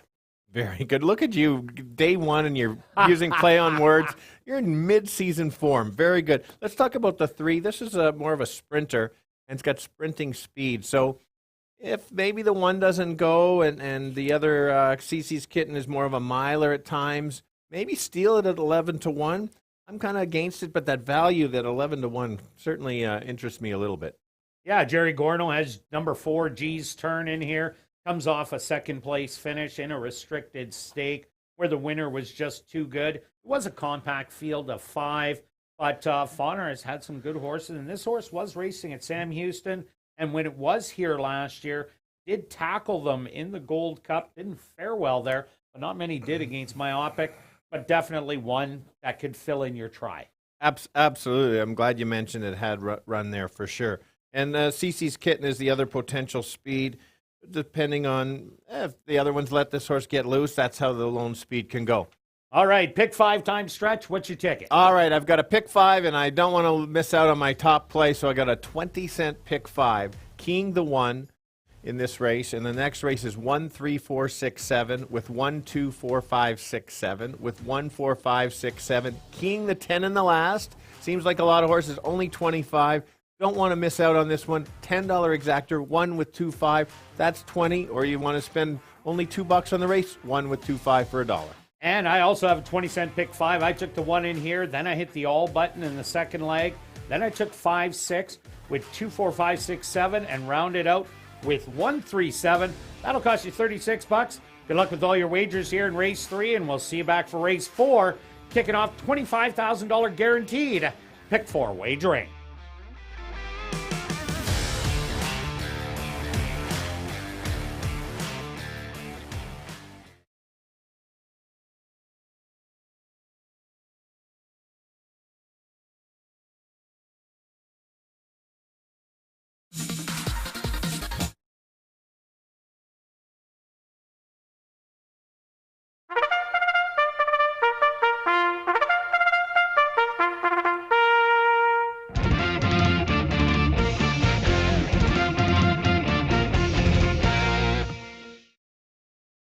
The horses are on the track for race number 3, the ANAF Club 60 purse.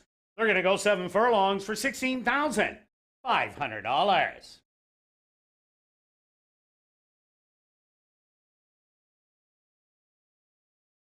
Number 1 is Explosive, owned by Arneson Farms, trained by Steve Keplin Jr. with Ronaldo Cumberbatch. Number 2 is Bottle of Smoke, owned by John Gannis, trained by Jared Brown with Jorge Carreño. Number 3 is Short Rib, owned by Lloyd Buffalo, trained by Jay Buffalo with Neville Stevenson. Number 4 is G's Turn, owned by Henry Witt Jr., trained by Jerry Gorno with Praven Badri. Number 5 is Magic Tiger, owned by Bill Meikle and Wind Dancer Stable, trained by Wendy Anderson with Demario Bino. Number 6 is CC's Kitten, owned by Black Diamond Stable and Kenneth Lee Gardepee, trained by Tom Gardepee Jr. with Ronald Alley. And rounding out the field is number 7, Happy Camper, owned by Ryan DeJarlis, Blair Kidd, and Robert McKinnon, trained by Ryan DeJarlis with Antonio Whitehall. The ANAF Club 60 purse kicking off jackpot pick 5 wagering. They'll go to post in 3 minutes.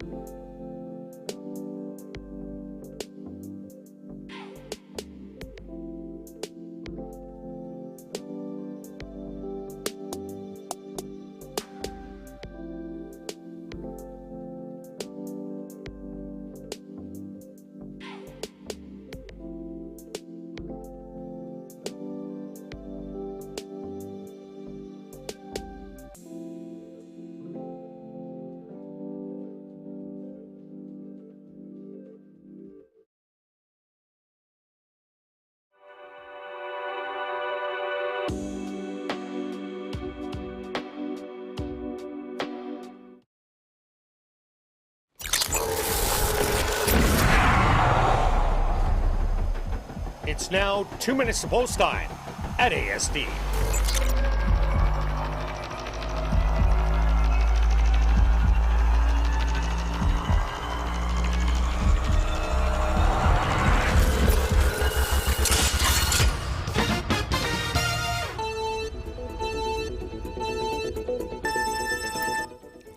All right, here we go. We've got the boys going 7 furlongs. That is 2 turns. Don't get confused. They go past the wire twice. I like the one on the rail. Not getting a good price, but this horse has just some solid figures. Sets up really well for him to just be on the lead or right close. Shortest around the turn because he's got the rail. Others to look at to help you maybe get a bigger payout in the exactor would be the 5. Magic Tiger is a nice closer. Won't be too far. And the 2 that the up and coming moving up at 8-1, that's your value play. I'll give it 152. Yeah, Stretch, I'm with you on number 1 Explosive. The odds not there today with 3-5, but the credentials are, draws the inside, and that's very valuable going 7 furlongs here at ASD. Also like the 5 Magic Tiger with it. But my long shot in here, 13-1 Happy Camper. If there is a log jam on the front end, watch for Happy Camper to come flying late. So I'm going to give you 1, 5, and 7. Good luck here in race 3.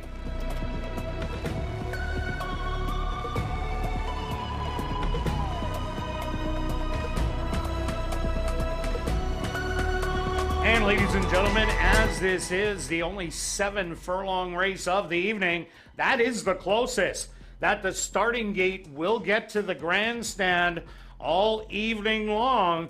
So feel free to collect along the chain link fence and watch the exciting, powerful start of a live thoroughbred race.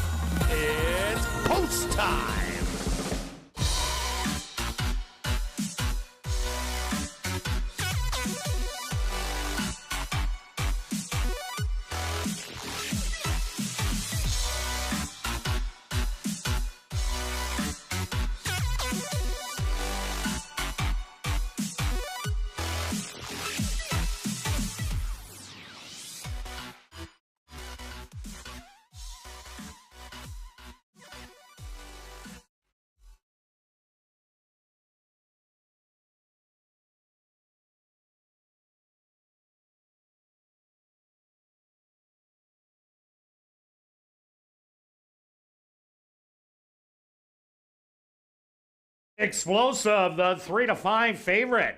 The first into the starting gate. Next up, Bottle of Smoke. Short Rib, ready to move in. G's Turn. Magic Tiger will be next.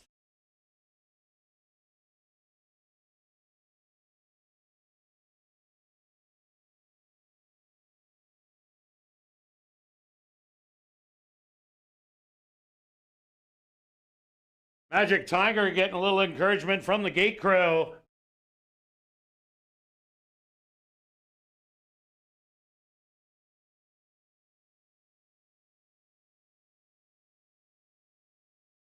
He's in. Next up, CC's Kitten. And now just waiting on Happy Camper to the outside. The field is set. They're at the post. And they're off. From the inside, Explosive, showing some early speed, and will grab the lead early by a half a length. To the outside, Short Rib, breathing down his neck, 3 wide, CC's Kitten, 2 more back. That's going to be Bottle of Smoke. Right behind him, you have G's Turn, another length to Happy Camper, and the early trailer will be Magic Tiger. 25-29 the opening quarter, and Explosive with the lead by a half a length.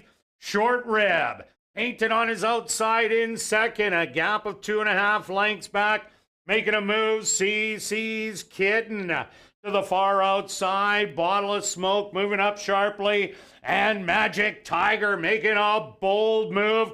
Another length to Happy Camper, and the trailer G's Turn. 49 seconds, a half mile, and Explosive now opens up by a length to the outside. Bottle of Smoke coming up the rail. That's Magic Tiger as they hit the head of the lane. Explosive with the lead, now widening to 2.5. Magic Tiger's gonna try and take dead aim from here. Less than an eighth of a mile to go. Explosive, but Magic Tiger collared him and is going to get the win by a length and a half. Explosive second best. Third's going to go to Happy Camper, and fourth to Bottle of Smoke.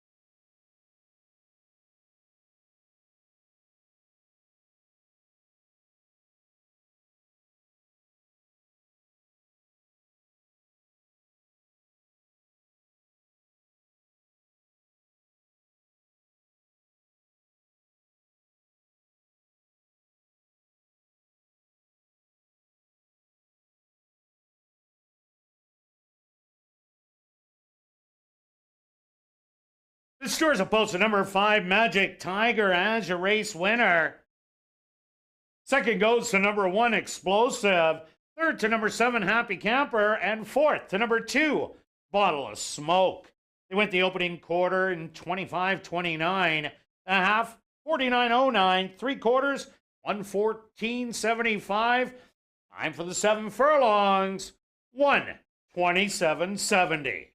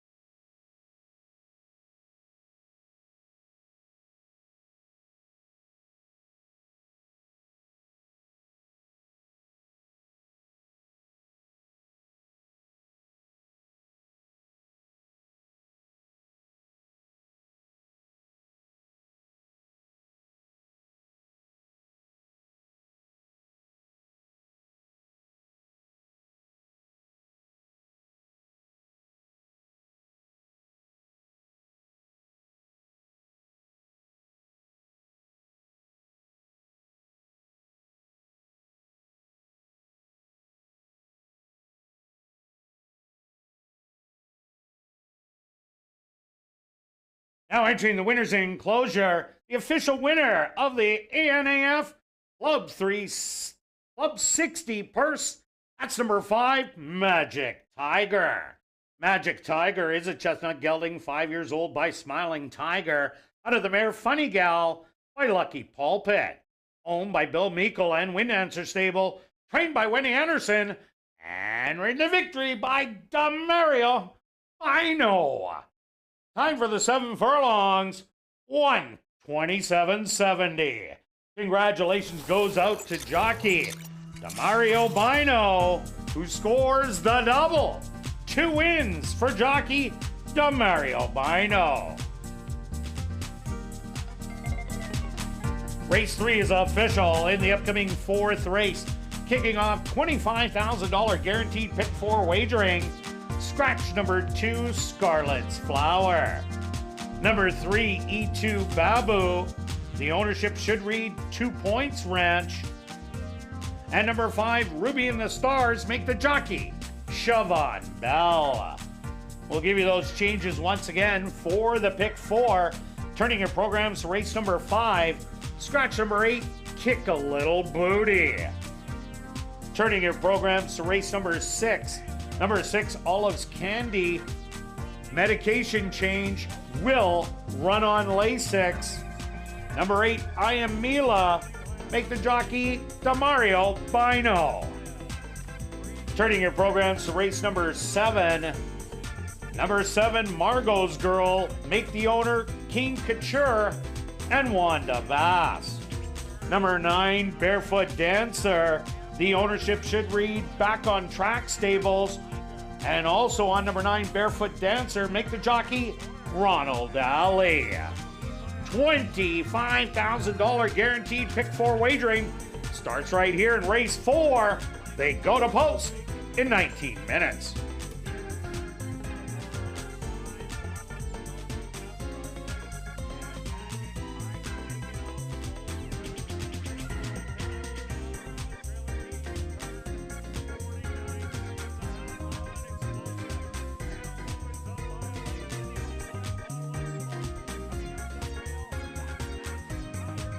Well, besides the excitement of racing and Chase the Ace, big events will be staged at the Downs this summer, including Manitoba Food Truck Battles, which takes place this Saturday and Sunday, featuring over 30 of the best food trucks in Manitoba.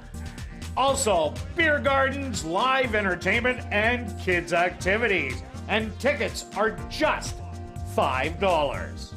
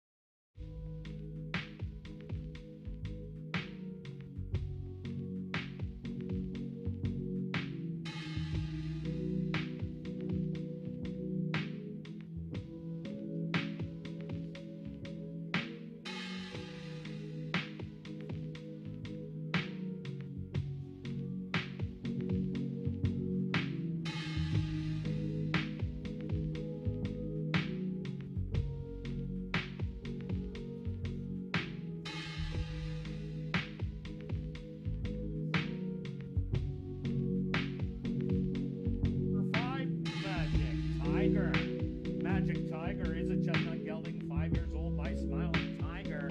Out of the mare Funny Gal by Lucky Paul Peg. Owned by Bill Meikle and Wind Answer Stable. Trained by Winnie Anderson. And written to victory by Mario Bino. Time for the 7 furlongs. 1:27.70. Congratulations goes out to Jockey Mario Bino, who scores the double. 2 wins for Jockey Mario Bino.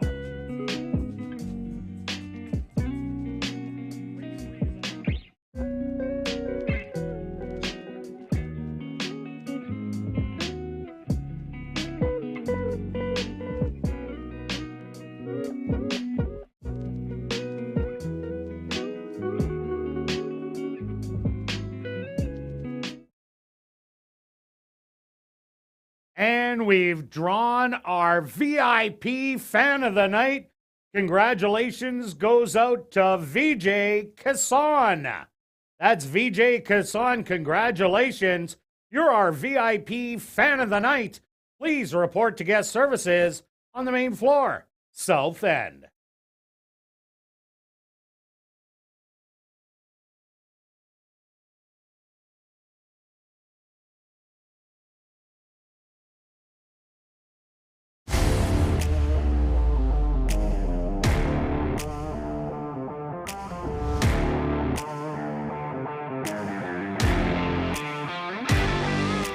And welcome back down the paddock for race number 4. We're kicking off pick 4 wagering with that $25,000 guarantee for this $10,000 claimer for 3-year-olds and up that are non-3 lifers. We're going to go 5 furlongs, scratch the 2 Scarlet's Flower, the 5 Ruby and the Stars, the jockey Siobhan Bell. Let's look back at race number 3. Well, Wendy Anderson again. Yeah, Golden Gate. It continues from last year now to this year. Horse ran huge. The race went how we thought. The 5 was just a better horse. There's a little pressure, but not crazy. Maybe a middle push on the 1 and then just got tired. Really good ride. And tell us about the winner, jockey that's already got 2 wins, Kirt. Yeah, Demario Bino, 2 rides and 2 trips to the winner's circle. Originally coming from Barbados in the Caribbean, went over to Alberta and plied his trade there and decided to hang up the tack there and bring it over to Assiniboia Downs. And wow, what a start for him. For sure. And 1 was on the front end and 1 was a closing. So that says a lot when a jockey's got that. Really quick, if you've maybe have noticed, if you're watching at home or you're in the clubhouse, those little things, they call them chiclets. So it's kind of GPS track to show you where the horses are. They follow along, easier to follow, really good graphics. And now in the timing system, take note, that's in full working order to the 100th of a second. We had a few issues last year, not now. Really good to handicap in the future for past performances and stuff. Real good. And that's great for my old eyes, seeing those chiclets on there when all the silks are all the exact same. That's going to come in real handy in those stake races. Okay, here in race number 4, 6 horses left, 2 girls, 4 boys. Who do you like? Okay, I went to the outside speed here on the 7. We've got Julie in the paddock today helping me out. Very good. She found my selection right away. We've seen the speed on the rail go gate to wire. We saw the speed on the rail not go. I think she is the lone speed in here. Yes, she's been off a layoff where the others, a few of them have raced coming from Turf Paradise and Turfway Park. That I still think this horse can go gate to wire and steal it. After that, it comes kind of tricky for me. Yeah, there's no doubt she's fast. She was fast against 3-year-olds last year, ran against the older horses a few times, but it was against the girls. Will she be able to do it against the boys? I think she makes a lead. There's no doubt about that. I'm just thinking that she might get a little leg weary inside, the 16th or even the 8th pole. So that's why I went to number 6, Irish Knight. Here's a horse that loves the distance. 2 starts, a win in a second. Last time out was off slow. Still made a good rally to be beaten by 4. Ran a good second to an easy winner the time before that. And the previous start ran a really good 3rd. So I think this horse is sitting on a winning effort, has a fitness edge, has a good stalking style. So that's why I took the 6 over the 7. Yep, that's fair. I landed on the 1 as my second selection. If this race was a little bit longer, would be my top selection, but it's only 5 furlongs. The horse is going to have to get decent enough position and not too far back, and because it doesn't break super sharp, might get shuffled a bit, but if Carino can get the horse in the right spot, could take over late. 5-1 is great value for that horse, so I think anyway. No doubt about it. Another horse to look at, number 4, Shirley Sherman. Here's a horse that was an easy winner 3 outs ago. Drew off to win by 6. The comeback race in the non-3 made a rally, but it was a little too late. Only lost second by a length, where the winner did come back to win and then went to a different racetrack, tried to show speed, which wasn't the horse's forte, backed up out of it. I'm throwing that one out. Looking at those last races, definitely a contender. For sure. And my third selection, only for third, and just because I know the horse well enough, likes to finish third. And E2 Babu, back-to-back. Yes, nailing it. The horse is the back class. The distance isn't great for this horse, but, 6-1. I don't like the win price, but could be in the money. The 5, we cashed tickets last time. Oh, Ruby in the Stars, first time out, ran a good second. We loved her coming back, and she got the job done by a narrow neck. Siobhan Bell now on. She's the other girl in the field tackling the boys. I think she's going to have a tough task in here because she was mainly around the $5,000 level. This is definitely a step up in here and against fit horses and boys. Absolutely. I think you watch this horse, maybe make some notes, maybe we'll get a price next, even a bigger price if she runs 5th or 6th, but you never know. All right, let's go to our wagers here in race 4. Stretch, pick 4 time. What do you have? I've got 2 pick 4s. I'm hoping I get one of 2 keys in here. And if not, if I get both keys, I hit it twice. So let's go 1, 4, 6, 7 with 2, 5, 6 with 5, 6, 7, keying the 10 in the last. This race. On the other ticket, keying the 7 with 2, 5, 6 with 5, 6, 7 with 3, 4, 7, 10. I like playing the 2 tickets. It's a little cheaper. If you put it all over there, it costs way too much. Myself, I'm a little whittled down of you. I'm taking the 6 and 7 in here. 5 and 6 in race number 5, race 6, the 2, 5, 6, and rounding it out with 1, 2, 3, and 7. No 10? You're not no 10. All right. For $48. Good luck with all your wagers here in race 4, and we'll see you back for race 5.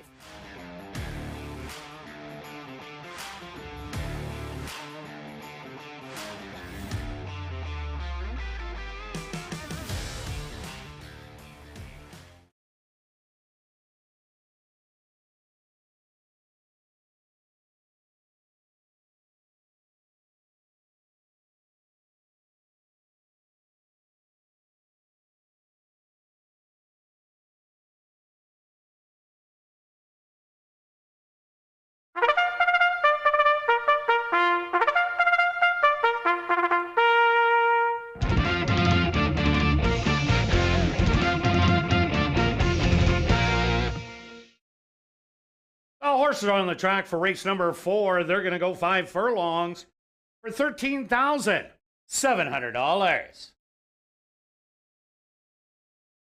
Number 1 is Armavir, owned and trained by Jared Brown with Jorge Carreño.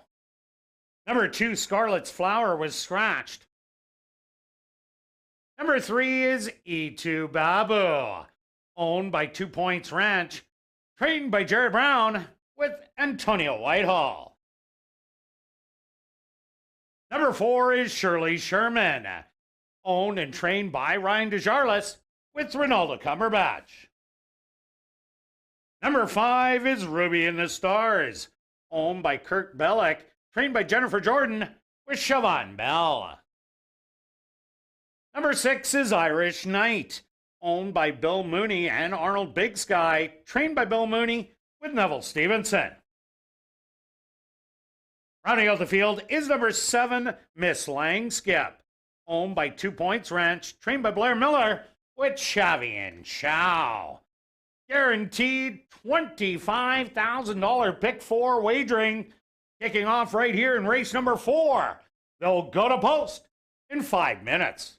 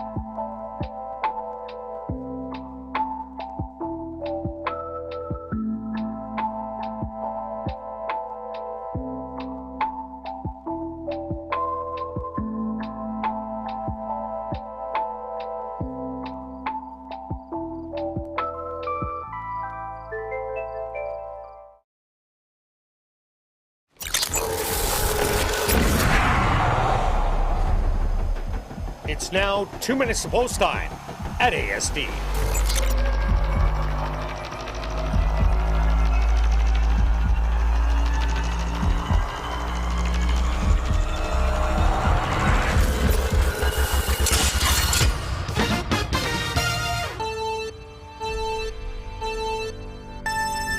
All right, this time we've got the girls versus the boys in a 5 furlong sprint. I've landed on the girls on the 7. I think she can beat the boys. I think she's going to go right to the front and try to steal it on the front end, go gate to wire, and then the others are going to have to chase.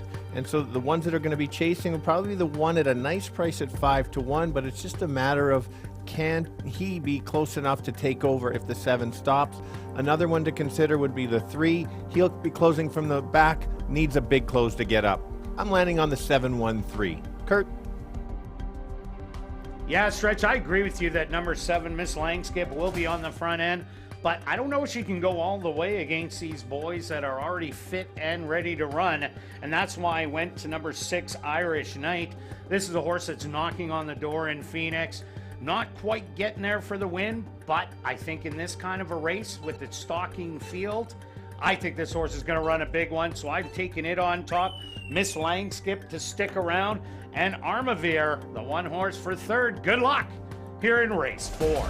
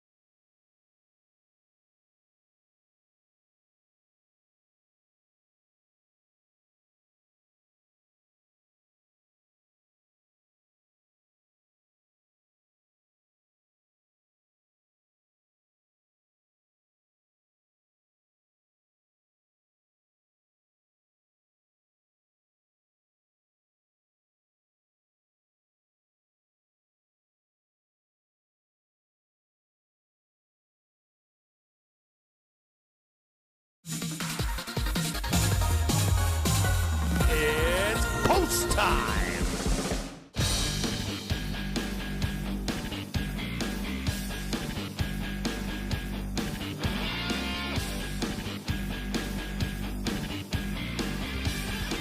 Armavir, the first into the starting gate. E2 Babu moves in. Next up, Shirley Sherman. Ruby in the Stars, she's in. Just 2 left to load. Irish Knight. Now waiting on the current 7-5 favorite, Miss Langskip.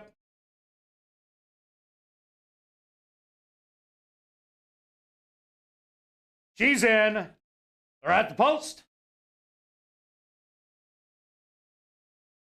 And they're off. From the far outside, Miss Langskip like a rocket. Straight out to grab the early lead by 2. Close up early in second, E2 Babu. Shirley Sherman now taking over second on the outside. Settle back in fourth, Irish Knight moving up. Armavir and the early trailer, Ruby in the Stars. But still fighting for the front, Miss Langskip, but looked in the eye by Shirley Sherman. The opening quarter, 23 seconds. Irish Knight poised 3 wide. E2 Babu coming up the rail. The trailers, Armavir and Ruby in the Stars. They hit the head of the lane. 3 across the track. Miss Langskip, a short lead. In between horses, Shirley Sherman. In between them, Irish Knight, and on the far outside, E2 Babu! E2 Babu swoops them all and wins by a length. Irish Knight, second best day. Third's going to go to Shirley Sherman, close for fourth.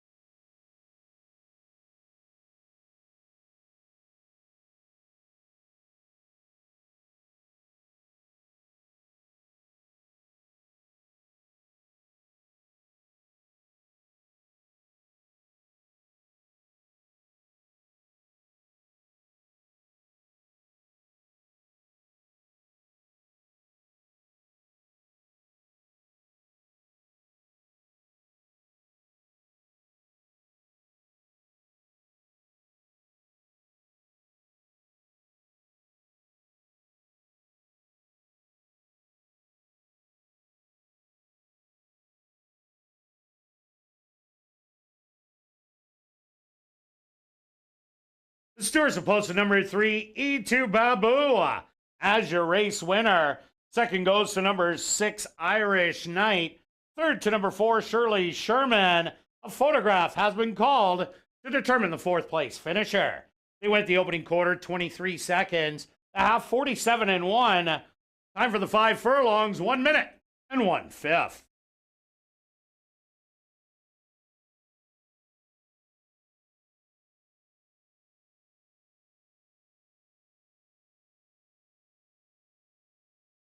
Results of the photo show number 5, Ruby in the Stars, finished in 4th.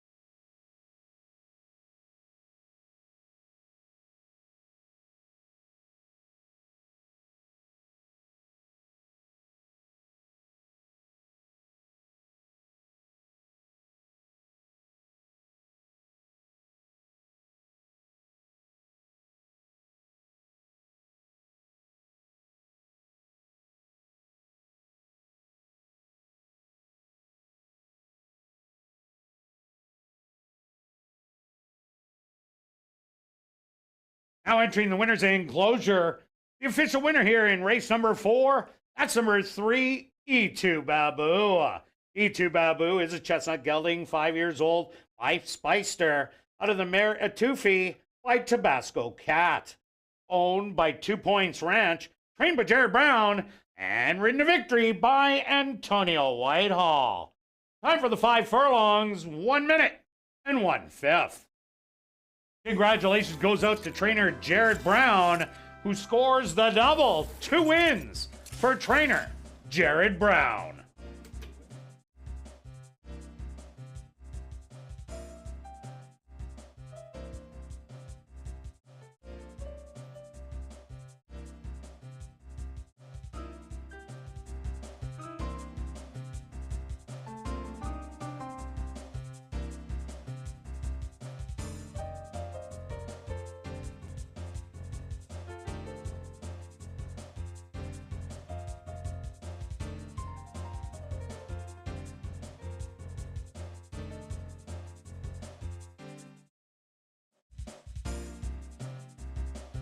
Race 4 is official in the upcoming 5th race. Scratch number 8, Kick a Little Booty. That's in this 5th race. Scratch number 8, Kick a Little Booty. Kicking off the late pick 3 here in race number 5.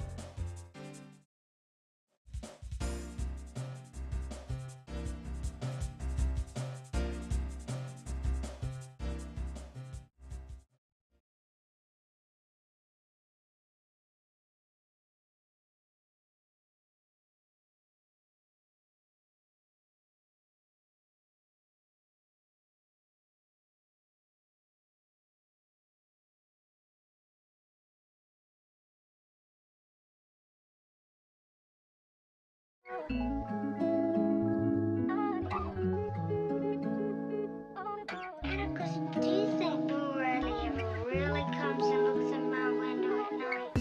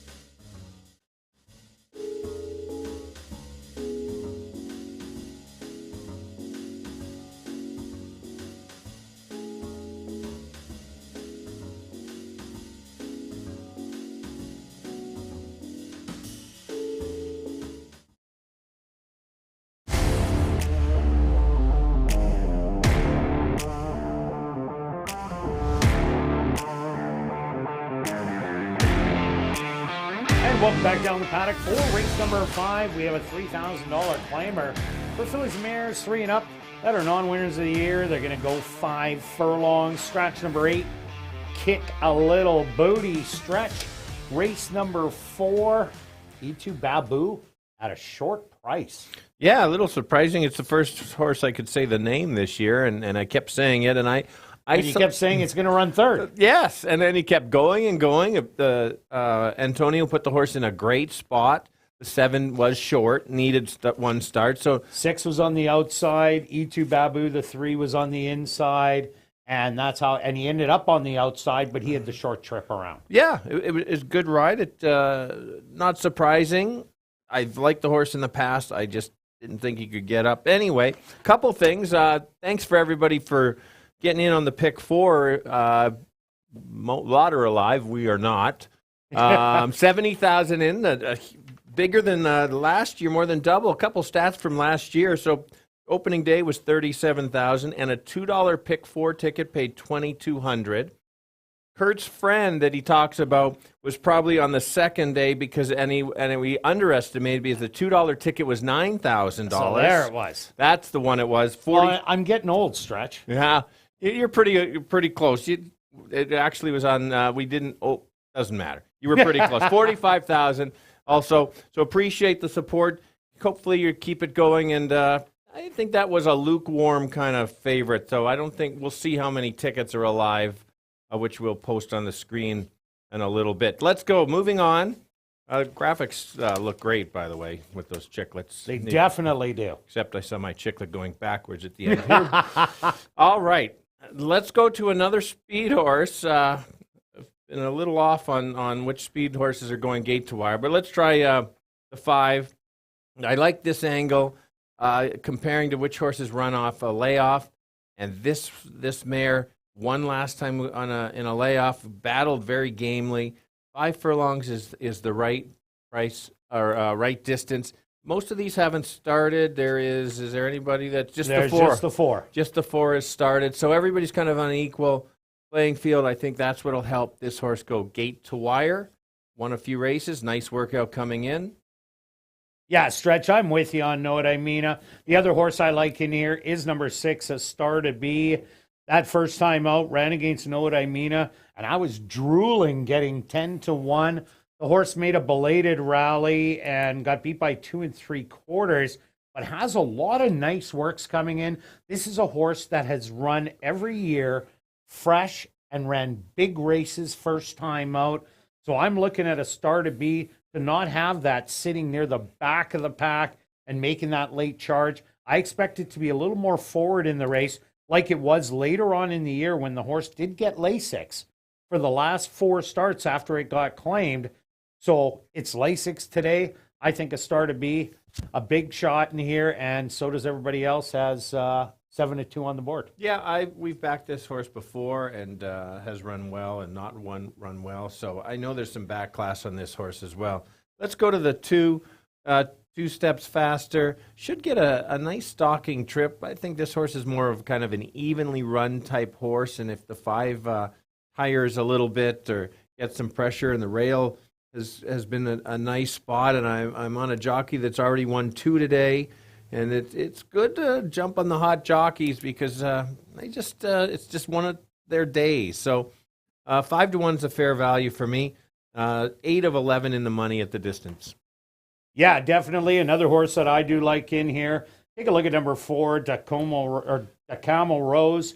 This horse, yes, it's off form, showed speed, fell off the map, beaten by 11 and 7, but was not trained by Steve Kaplan Jr.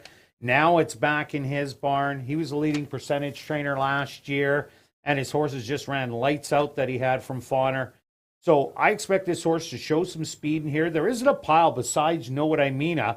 So Dacamo Rose, I think, is going to be forward in the race, and with that fitness, will stick around.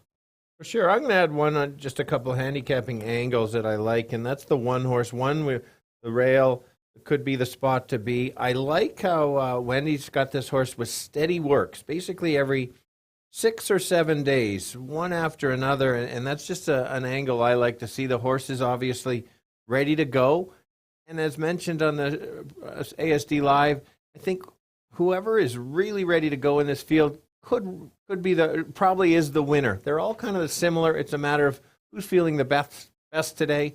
Wide open field. Don't forget, we've got the high five, which is different this year. It's $1 super high five. If you pick the right combination of the top five, you get paid. There is no jackpot. So if you and your friends both play a different ticket and you both hit, you both get paid the whole pool. Yep. And if not, we'll be playing in race number 7 if nobody gets it in here. So. That is correct. All right. So let's go to our bets here in race number 5. Stretch, what do you got? Okay. Well, out of the pick 5. Yeah, me too. Out of the pick 4. Yeah, me too. All right, here we go. Pick 3 time it is. $1 pick 3 wheel. 1, 2, 4, 5, and 6. Keying the 5 with the 3, 4, 7, and 10. $1 is $20. How many keys you got today? Well, I've seen 3 now. Yeah, they're continuing. Let you know your bets. Myself, I'm doing a $2 tractor box, 4, 5, 6. That's $12, a $1 one, of course, $6. And I'm doing a $2 tractor wheel, 5, 6, 5, 6 with 2, 4, 7. Again, $12. If I want a $1 wheel, only $6. So that my total, $24. Good luck with all your wagers here in race number 5, and we'll see you back for race 6.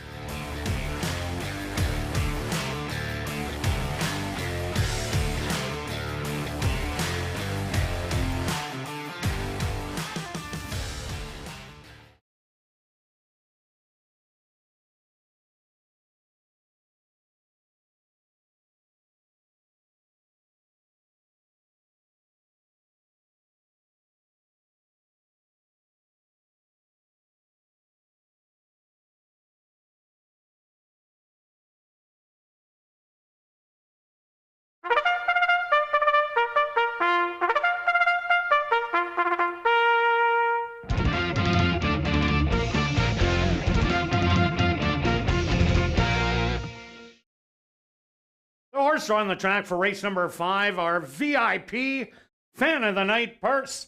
They're going to go 5 furlongs for $10,000.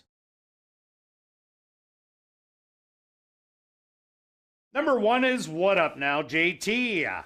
Owned by Wind Dancer Stable, trained by Wendy Anderson with Jorge Carreño. Number 2 is 2 Steps Faster. Owned by Wendy Anderson and Keith Wright, trained by Wendy Anderson with Demario Bino. Number 3 is Videra, owned and trained by Doug Mustard with Sven Balrup. Number 4 is Dacamo Rose, owned by Steve Keplin, trained by Steve Keplin Jr. with Neville Stevenson. Number 5 is Know What I Mean, owned by A2 Thoroughbreds, trained by Michael Nault with Chavi and Chow. Number 6 is A Star to Be, owned by B&J Stable, trained by Shelley Brown with Antonio Whitehall. Number 7 is Wits Gatto, owned and trained by Doug Mustard with Siobhan Bell. Number 8, Kick a Little Booty, was scratched.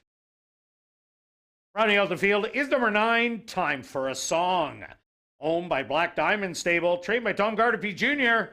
with Ronald Alley. Super high five. Here in race number 5, they'll go to post in 6 minutes.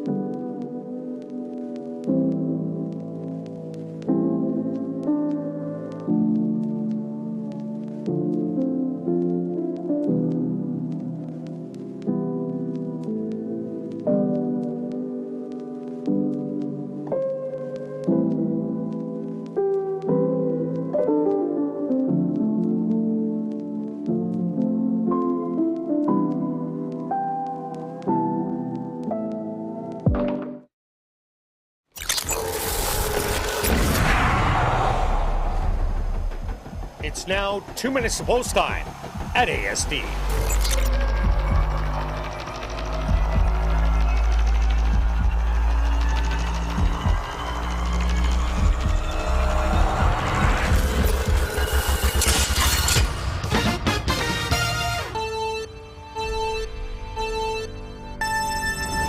All right, we have all girls going in this one, going 5 furlongs. It's a lower level claiming race, so there's a little more unknowns. What we do know is the 5 will be going to the lead, and she will go as fast and as far as she can go. If you think she's ready to go, just like last year, she's the bet. After that, it becomes a little more wide open. The 2 horse is another one of my selections. You've got the Hot Jockey, should be a stalking trip on the rail. And the only horse that's run at a big price of 10-1 is the 4. Maybe that horse is the most conditioned, ready to go. 524. Kirt. Yeah, Stretch, I'm with you on number 5. Know what I mean? A huge race last year against a fit horse and won the photo. Did beat number 6, A Star to Be, and I don't think there is a lot of speed in here. So know what I mean? I think she's going to control, and it's her race to lose. But number 6, A Star to Be, was too far back last year, made a good rally, and since she got Lasix, the last 4 starts, she was so much better. Expect her to be sitting closer. I like 5 and 6, also with the long shot 4. Good luck here in race 5.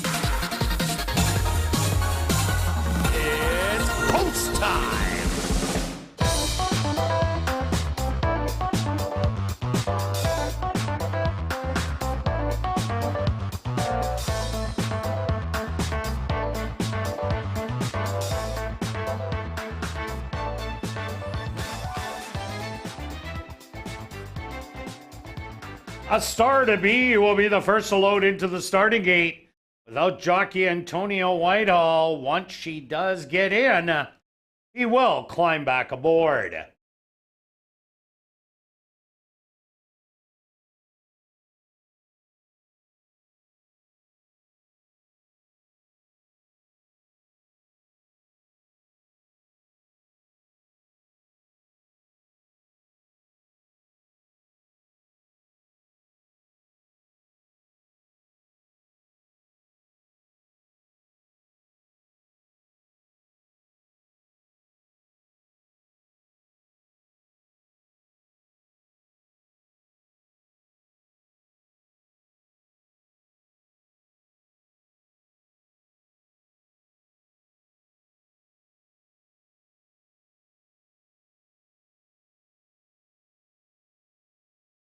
A Star to Be now in.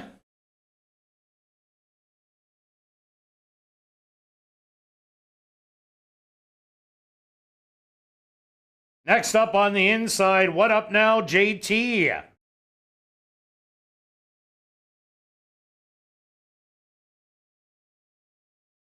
Two Steps Faster. She finds her spot.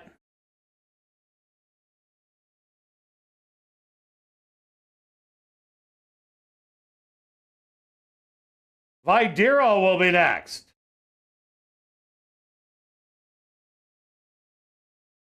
Dacamo Rose ready to go in.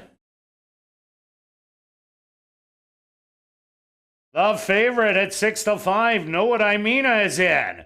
Two left to load. Witzgato. And to the far outside, now just waiting on Time for a Song. They're all set. They're at the post.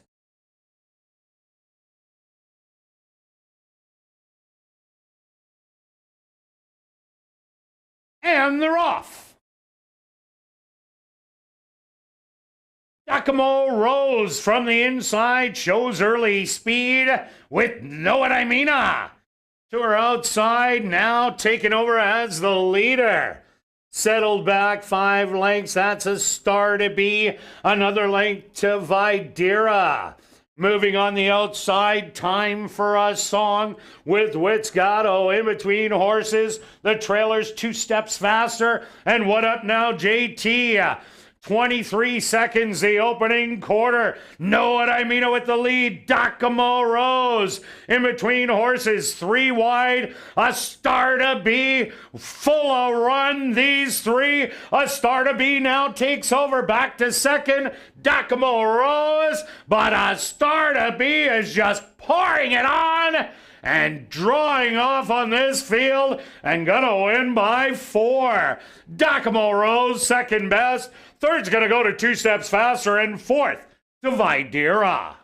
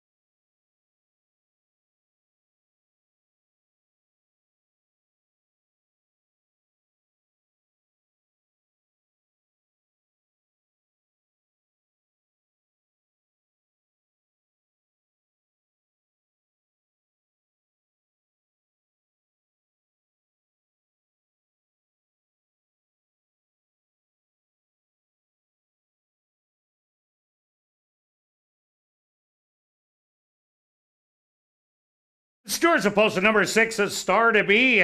As your race winner, number 4, Giacomo Rose finishing second. Third goes to number 2, 2 Steps Faster. And fourth to number 3, Videra.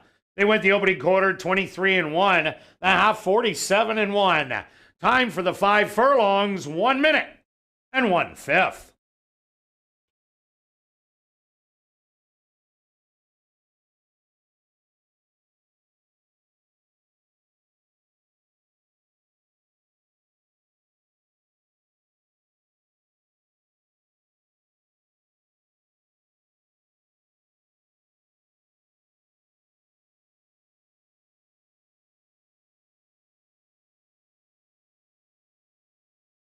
Now entering the winner's enclosure, the unofficial winner of the VIP Fan of the Night purse.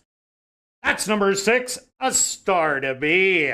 A Star to Be is a bay mare, 9 years old by astrology, out of the mare Bud's Little Edge by Valid Expectations. Owned by B&J Stable, trained by Shelley Brown, and ridden to unofficial victory by Antonio Whitehall. Time for the 5 furlongs, 1 minute and 1/5.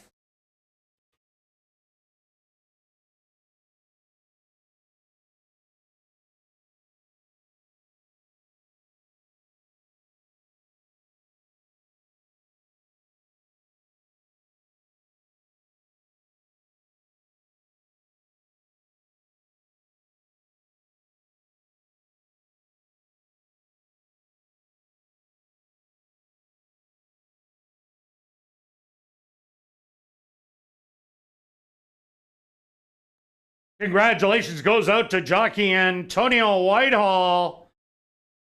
That's back-to-back winners. 2 wins for jockey Antonio Whitehall.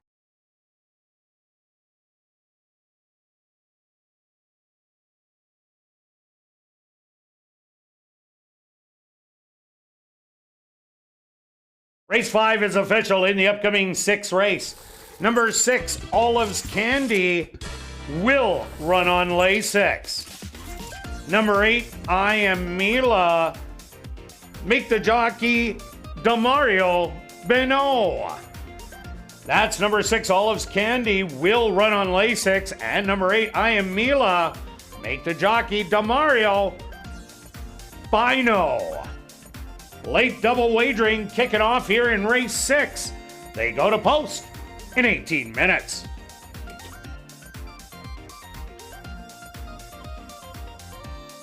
And just a reminder to get your Chase the Ace tickets for our new weekly draw.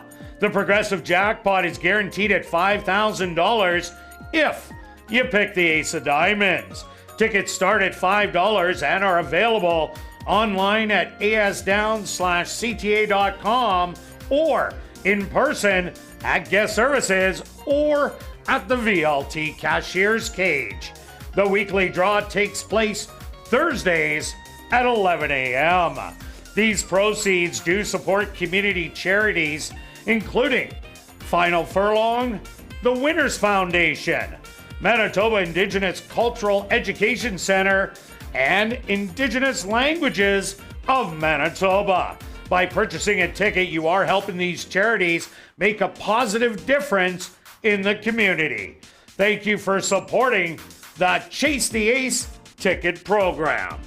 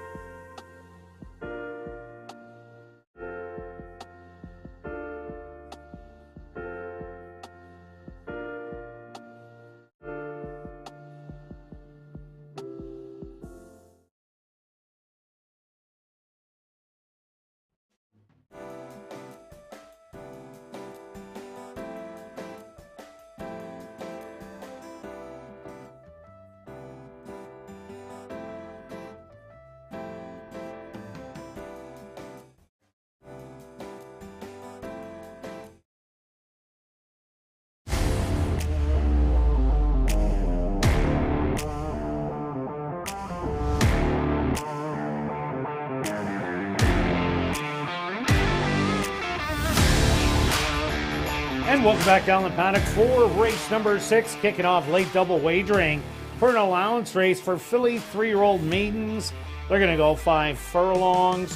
Number 6, Olive's Candy, will run on Lasix, and number 8, I Am Mila, make the jockey Demario Bino.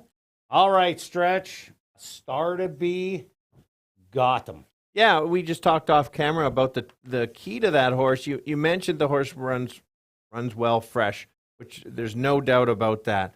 Bet this horse, in previous years, the horse would get tired or hang or something until the Lasix. And now that horse finishes. That last race of the year last year was so impressive, and it just continued on from there. The workouts were there.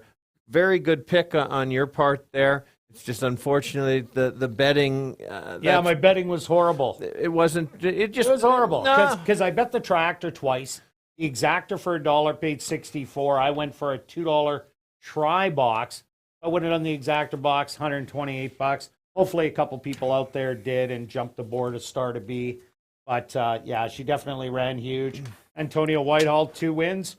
On to race number 6 now. Stretch. Okay, so this is always good. These younger horses are a lot of them invaders, and so I always like to see where the early money is, and we have some early money, and that means who's bet this horse earlier before as the races go, and that's the 6, and that is your selection. I'm going to start with my selection and why I went with the 5.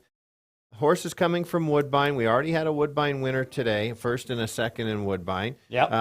It was Carl's Tapture Way that ran second. Yeah, correct. And so I see a bit of speed on this horse. 3 back, second race lifetime, showed some nice speed. I don't see lots of speed in this race. I think they could just go normal, evenly paced, and then keep going. I haven't found too many big closers at all in here. So that's where I'm going to start anyway. Yeah, I'm seeing a little speed to go with the 5 in the 4 Wits Gress, who showed it at Fauner Park. And even the 2 Celebration Dance, which is my long shot. I do like Olive's Candy, but not getting any odds right now. Currently at even money. Olive's Candy 2 outs ago, huge race. Was the favorite, made the move, was game, but out-bobbed at the end, only lost by a half. And then went to Hawthorne, went from 15,000 maiden claimer to maiden allowance, and they were just too good. And I think this is a better spot, and that race 2 outs ago, I think that makes this a huge play in here, but I don't like 4 to 5. No, but my big concern, which now I have a little less concern just seeing that early money, is was it a bad dirt? Can it run on the dirt that well? Or a tough field? You seem to think it was a tough field. That's the way I went. And that's fair. And so you see this, that maybe it's somewhere in between. It's not our most stellar maiden special race we've seen so far. So I don't disagree with you at all. My kind of long shot here is if it does have a bit of pace battle, is maybe the 7 at 10 to 1. We have seen some closers win recently today already. And so there's a couple races I do like. This horse at least has a tendency to make a bit of a move. Way back at the Gulfstream Park race, was going 1.70 miles, ran a nice even race, wasn't too far off. Looking for a price here. No strong opinions here for me, though. But this horse has been improving in those last 2 starts. At least was passing horses, beat half the field, and it's within my 5 lengths that I like. Yep. 15 3.5, 5 3/4, still 5 lengths. I like this horse a little bit at a price, but my price horse is number 2, Celebration Dance. How could I like a horse beaten by almost 30 lengths running 10th? Well, early on, this horse showed speed, and at Tampa, 22-1. That is really fast at Tampa. Was running against older horses, now back against straight 3-year-olds, was 2 lengths off. Was there in a half mile of 45 3, was there in 46 and change, and then the bottom fell out. So I think this horse has a little more stamina. I think it's going to be class relief going against straight 3-year-old fillies, and there really isn't a ton of speed outside the 5. This horse might just go to the front and give Antonio Whitehall the natural hat trick. Don't disagree at all. The horse has only had 1 start. We've seen horses improve so much after 1 start. You almost can throw it out. big improvement. You could take a look at your 6. Not a great first effort. Second start runs on big effort. There's no reason why. You're getting value. I think you need to look for value in here. I would not be betting the 5 and 6 to win at those prices with just so many unknowns. My bit of a long shot that's not mentioned is maybe the 1 on the rail. First start out, off a step slow, was bet a little bit, and then the last one not very good. Give it one more chance. That's one of those things to give it one more shot. 19-1. I think there's an overlay. You got Shelley Brown bringing a horse from Tampa. Not a bad angle. Well, she's got the 1 and 2, so she's got a 2 for she's 1 got chance. 2 for, yeah. Number 4, Wits Gris, Jerry Gorno, Fauner Park. This horse was at Lone Star and Sam Houston. Couldn't compete with those, but when it went to Fauner Park, this horse was close, almost got the job done first time out to a horse that came back to win. Hit a short 4-horse field, was bet off the board, but tired late to get beaten by 4 3/4 lengths. But definitely in this field, I think this one does fit, and you're getting huge odds right now at 12-1. For sure, and let's. I'll mention the 8 horse. There's your 1 start. Didn't get bet at all. Almost 39-1. Suddenly it's 7-1. There's enough money in here that interests me to kind of pay attention. Well, that was main allowance, and Silver Creek Lady that day was absolutely bet off the board. There you go. So Kirt helps me out why the horse was paying so high. Steady works every 6 or so days. Again, outside chance. It's just one of those races in there. And then the last one is the 3. Yeah, everything to gain. Wendy Anderson sends this one out, started in a stake race. Faded back, but Lady Cop was undefeated. Russian Pearl, another really nice Manitoba bred. Then ran against Spittin' Kitten, who was just way too good, and rounded out the field against Russian Pearl again, who was the monster favorite. Not an easy place to start, but you never know from that 2-year-old to 3-year-old campaign. These horses can really step it up, but I'm going to watch one this time out. Absolutely. So, yeah, we are wide open here. Yeah. All right, let's go to our wagers here in race 6. Stretch, start it off. Okay, just a small exacta box, a $3 one, 5, 6, and 7. You almost got the same thing going on. Yeah, you took a 2 as your long shot. I took the 7 as a long shot. So hopefully one of us get it in there. Pay a similar price as that last race for $1 for 64. So $6 for mine if you pay $1. Same as Kirt. He's just got extra cash on the go. So you betcha. 256 for me, $30. Good luck with all your wagers here in race 6, and we'll see you back for race number 7.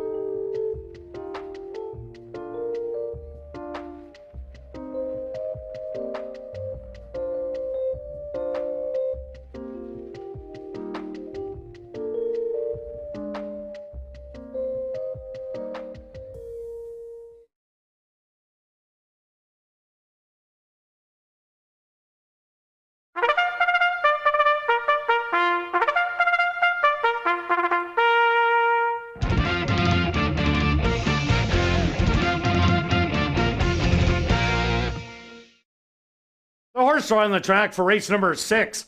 They're going to go 5 furlongs for $20,000.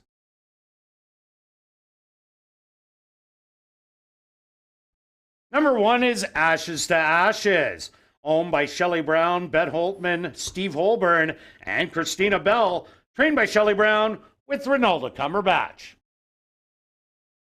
Number 2 is Celebration Dance, owned by Shelley Brown, Larry Falloon, and Black Sox Stable, trained by Shelley Brown with Antonio Whitehall. Number 3 is Everything to Gain, owned by Windancer Stable, trained by Winnie Anderson with Neville Stevenson. Rating early was number 4, Wits Griss, owned by Henry Witt Jr., trained by Jerry Gorno with Siobhan Bell. Number 5 is Sparkling Silver, owned by 2 Points Ranch, trained by Carl Anderson with Jorge Carreño. Number 6 is Olive's Candy, owned by Jerry Lambert, trained by Tom Gardapi Jr. with Ronald Alley. Number 7 is Move to Order, owned by Sean Morin and John Clement, trained by Sean Morin with Praven Badri. Rounding out the field is number 8, I Am Mila, owned by Back on Track Stables and Larry Falloon, trained by Jennifer Jordan with Demario Bino. Race 6 post time in 2 minutes.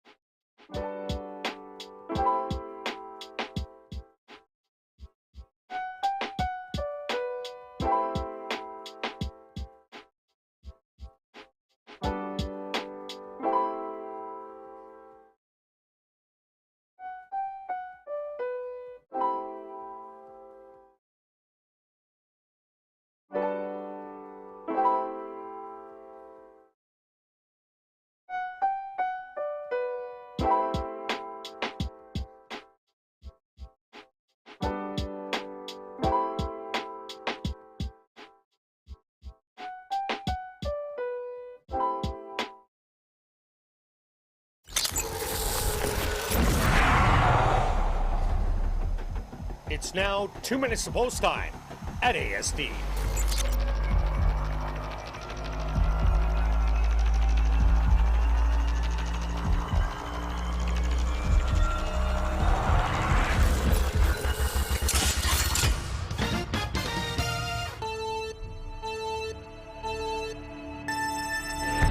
All right, this time we've got the girls going 5 furlongs for the 3-year-old maidens, meaning they have not ever won a race. Always a little tricky when they haven't had too many starts. I'm going to start with the 5 as my top selection in nothing's cut and dry in here. I think the 5 is going to be on or near the lead and just kind of keep going and run evenly.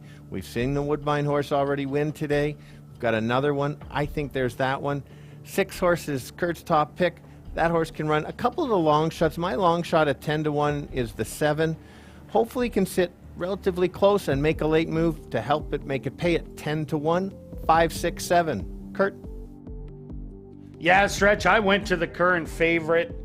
That's number 6, Olive's Candy. That race 2 outs ago was a great one. Battled all the way to the wire, only to lose by a half a length, and lost a narrow nose for second. I think came back in a tougher race, the maiden allowance next time. So I like this one. My long shot, number 2, Celebration Dance.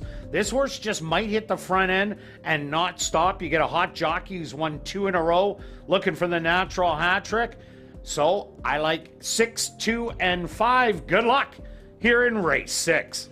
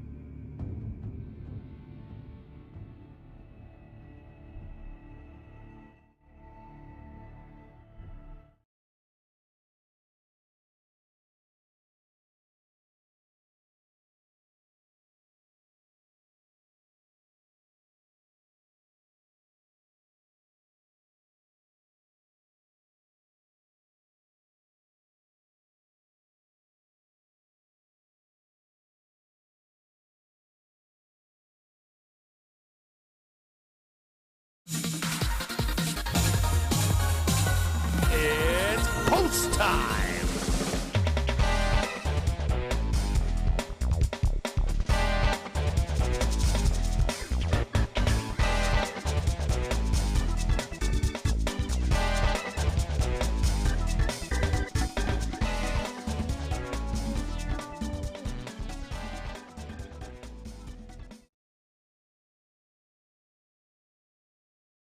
Ashes to Ashes. The first filly to enter the starting gate. Celebration Dance now moves in. Next up, Everything to Gain.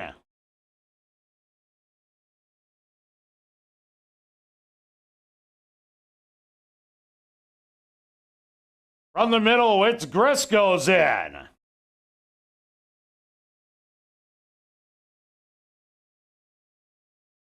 Sparkling Silver's turn.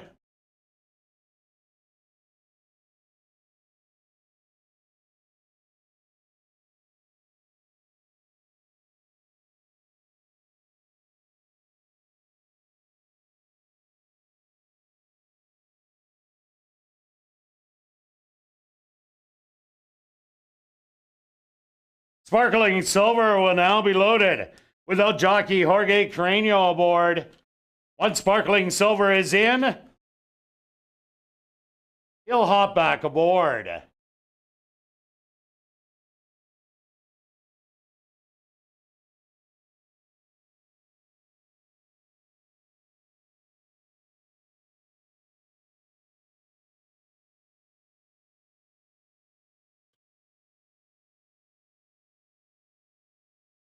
Front gates now open to help the loading of Sparkling Silver. And she is in. Olive's Candy, the current 7-5 choice. Walks right in. Just 2 left to load.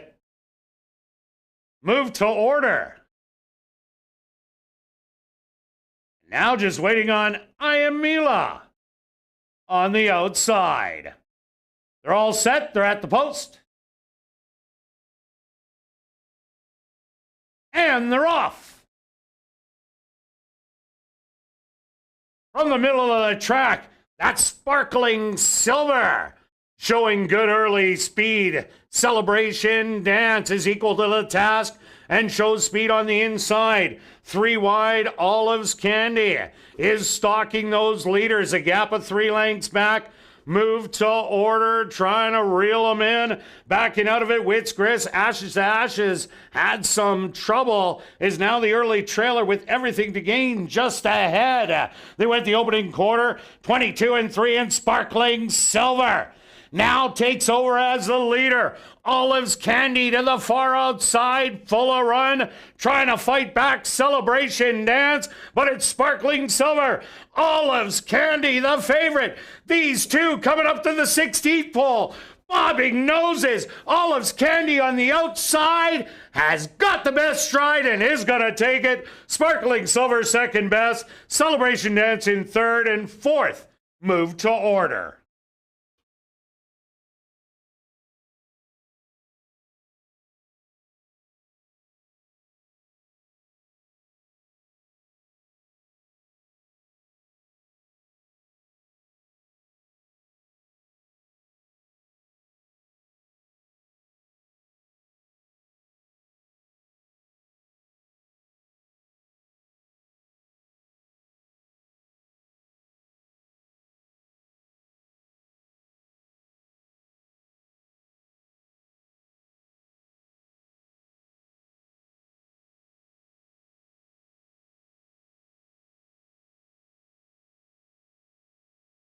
The Stewart's opposed to number 6, Olive's Candy. As your race winner, second goes to number 5, Sparkling Silver. Third to number 2, Celebration Dance. And fourth to number 7, Move to Order.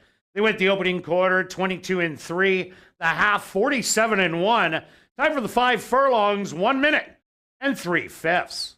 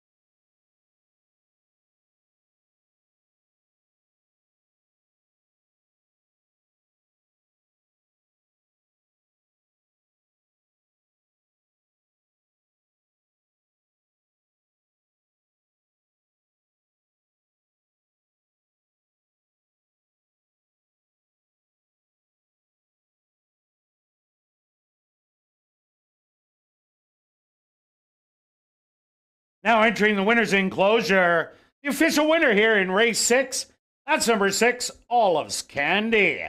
Olive's Candy is a Bay filly, 3 years old, by Candy Ride, out of the mare Eileen Song by Kitten's Joy. Owned by Jerry Lambert, trained by Tom Gardapi Jr., and ridden to victory by Ronald Alley. Time for the 5 furlongs, 1 minute and 3/5.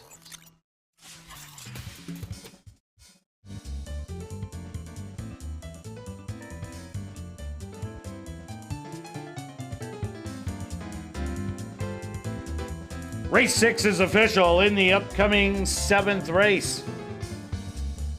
Super High 5 wagering the carryover from race number 5.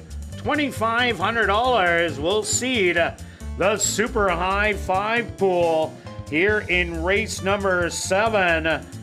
Number 7, Margot's Girl. The ownership should read King Couture and Wanda Vass.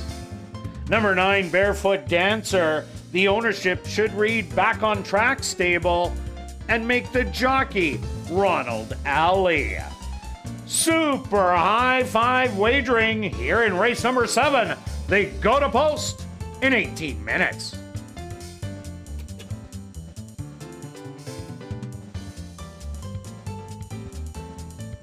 Well, after the final race, be sure to head up to the clubhouse where our popular Crazy Hour kicks in.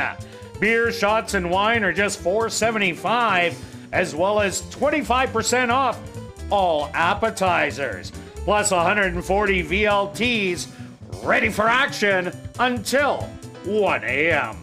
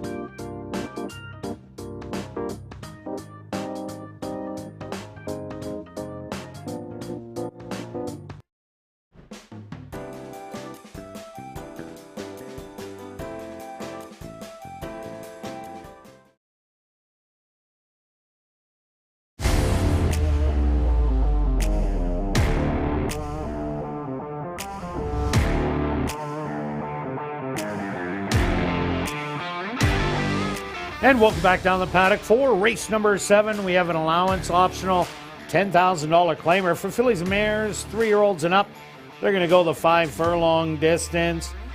Make the owner on number 7, King Couture and Wanda Vast. The 9, Make the owner back on track stable. And Make the jockey on the 9, Ronald Alley. Quick look back at race number 6. Olive's Candy was in the tough race. Great ride by Ronald Alley, stalking the speed. It was. It kind of, you called the 2 showing some speed, and then the 5 press, 6 was in a nice spot. And even the 7 ran a nice even race. Wait for him to go, or her to go a little bit longer. So, yeah. All right, on to race number 7. Not an easy way to finish it off. Super high 5, already at $3,000, $2,500 the carryover. Stretch, who do you like? Yeah, we'll get to that in a second. So let's pick you winners. Like the horse? I don't. We are not close on this race, and that's fair because we see the race running in 2 different ways, and that's how you end up getting picked so differently. And so hopefully one of us is right, me. We go. So I see Kate's Princess showing the speed, going gate to wire. She's on the outside. I don't mind that at all. We're going to go. Badger's going to knows only one way on this horse, and that is go. Hopefully, should be able to clear. There might be a bit of inside pressure, but when she gets out there, she can be tough to beat. I've got nice figures. It's just a matter of if she is ready against a little tougher bunch. Yeah, it's a little tougher bunch, and 6 horses with a fitness advantage coming in with winter racing. I think Kate's Princess is going to get trouble on the front end from number 3, Wait a Sec. This horse is always right there early. Showed it at Turf Paradise, showed it at Prairie Meadows, even showed it on the turf in the last outing, even though they didn't go the first quarter that fast. But this horse comes in with a really nice work in 48. I like that this horse is consistent. And it gets the inside of Kate's Princess, only going 5/8 of a mile. I think it's the perfect distance for this horse. Absolutely. That it's just a matter of if the horse doesn't have to duel with Kate's or chase and take over. For sure, take either one of them out, and especially take the 10 out would be my best bet of the day. Just a matter of can handle a bit of pressure. And I see it. That's why my second and third picks are kind of closers in here, and that's landing on the 4. 1 last time first out. Closing up the rail, I believe, is where it ended up. I can remember the race, and there was a bit of a duel. I'm hoping for a similar race. The last race I watched at Fawner, very tough field in there. That the winner was a stakes horse. The other ones were higher allowance horses as well. So it was as tough a race at Fawner you can get. If can close, could be the upset. Yeah, another horse I like coming from Tampa on the inside. That's number 1, Charge It Jen. Shelley has the 1 and the 2 in here. Shelley Brown, that is. This horse was in starter, optional claimers. Did win the non-winners of the year, going 7 furlongs. After running a good second its previous start, got it done in the very next start. And then the last 2, I think those were just too tough a races. Gets the inside, tactical speed. I think he'll get a good trip on the inside. Yeah, no, that's more than fair. I don't mind. 7-1, I don't mind. Yeah, for sure. And then the other one I'm going to add to a trainer that has already won 2 today, and that's Jared Brown. I don't like it's only won 1 race lifetime. Is some tough competition, but got the perfect running style if there is a duel. I knew I was going to get 12-1. If you look at a couple of the dates, that January 30th race, that makes this horse tough with that similar race. Yes, it was made in 12.5, but it was a fast-run race. So I'm going to include that horse in the tries and high 5. Yeah, another long shot, the 2-horse Chicago River, also coming from Tampa. I like that sprint race 3 outs ago on February 18th. Sat mid-pack, made a rally, but just kind of, stalled a little on those leaders who were too good. Came back with 2 good races, including the last one. That was a win. That speed was at 2 turns. Now it cuts back. So I don't think this horse will be on the front end, but it'll be able to show late run like it did in its last start. For sure. And one horse, that the 8 horse has been running in Fawner, has a few starts. back to Steve Kepler. Correct, exactly. Great, that you beat me to it. Yeah. Correct. So there's something to consider. It's showing speed. It's also come off the pace. So if Neville puts him in the right spot, certainly could be in there. And what about At the Lyric? This horse ran lights out last year after coming from Woodbine, won by 8, and I could have rode it that day. It won that easy. Came back, lost to a horse that went wire to wire, beat Mia Bear, who was on a roll last year, and ended up losing to Mia Bear in a chasing role. This horse has been working well also. Don't let this one fool you. It could definitely be in the top 3. Agree with you. Wait till you see my bet there. And then the last one, again, coming from Woodbine, they have been running well. We had a nice second last time, the Woodbine horse that I selected. Figures are there. Steady works coming in. Going for 4 in a row. Going for 4 in a row, which you don't see, so probably didn't want the meet to end at that time. Right trip. Can't get caught trying to chase Kate's. If comes off, I think also can be there. That's how wide open it is. In fact, that's the favorite right now. And Barefoot Dancer also had a good year last year, winning 3 races, was best at 6 furlongs in a stalking role. This could set up for all stalkers in here just because of Kate's Princess. And wait a sec, if they go do the battling. So in saying that, what a wide open 7th race. Stretch, what do you have? Oh, my goodness. Here we go. I want to know. All right. So there it is. There's the try that I had. But then there's the carryover, the new bet this year that I really like. I play it on all the other tracks when it's a carryover. That's not a jackpot. So. Oh, you're not going to, are you? Oh, yes. Beth, here we go. It's day 1 stretch. It is. It is, but there's carryover. There's dead money. I've got to play it. Okay, I'll try to read it slowly for you, Beth. We're going to go $1 high 5. We got 4 and 10. Then we've got 3, 7, 10. Look how quick she is. Well, she's reading your mind. She was reading my mind. Look at that. There it is, right up there. She's got it right. Good stuff. And myself, I also went after the high 5. I put the 3 on top with the 1-2, with the 1-2-7, 1-2-7-8, and why not add a couple more? 1-2-4-5-7-8. Only $24 for that one, Stretch. Good luck with all your wagers here in race number 7, and we'll see you back tomorrow, 6:45 Central, for ASD Live.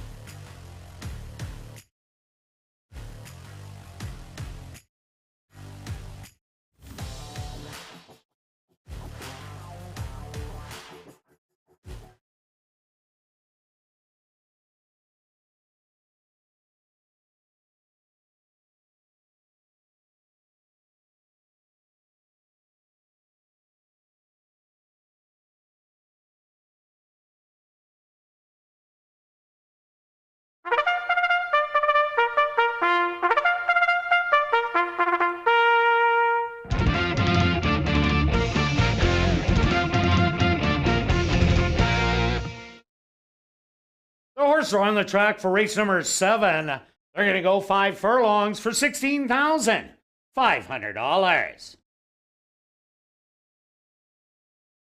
Number 1 is Charge It Jen, owned and trained by Shelley Brown with Shabby and Chow.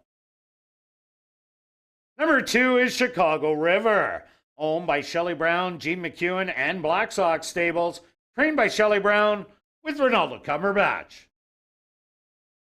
Number 3 is Wait a Sec, owned by Larry Liebrick, Ron Phelps, and Deb Buffalo, trained by Martin Buffalo with Sven Balrup. Number 4 is Kim's Texas Bling, owned by Henry Witt Jr., trained by Jerry Gorno with Siobhan Bell. Number 5 is At the Lyric, owned by 2 Points Ranch, trained by Blair Miller with Demario Bino.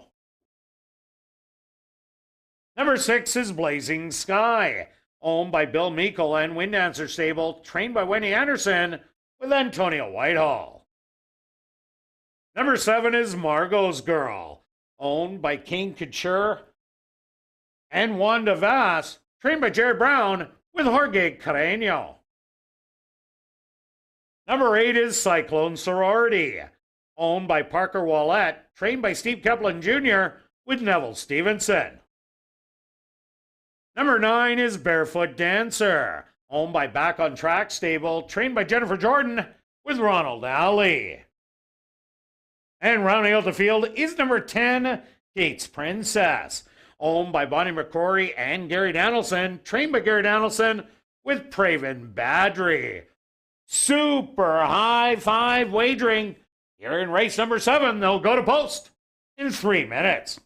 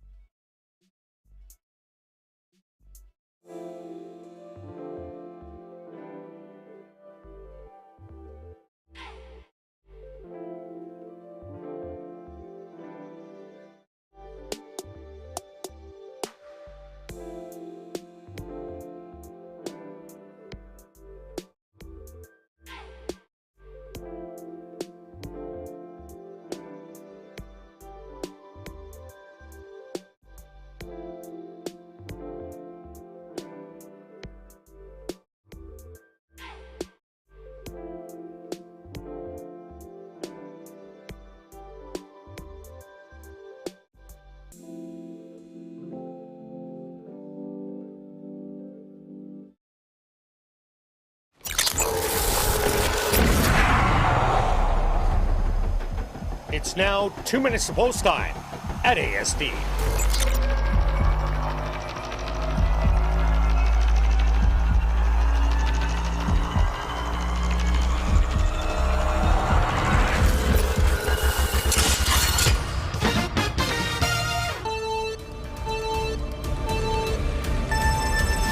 Here we go, biggest field of the night to finish it off. 10 horses of fillies and mares, the girls. I'm going to start on the outside, Kate's Princess, who we know is going to try to go to the lead. That's what she does. She goes fast and usually hangs on at the 5 furlong. So if she can clear or doesn't get too much pressure, that's her race.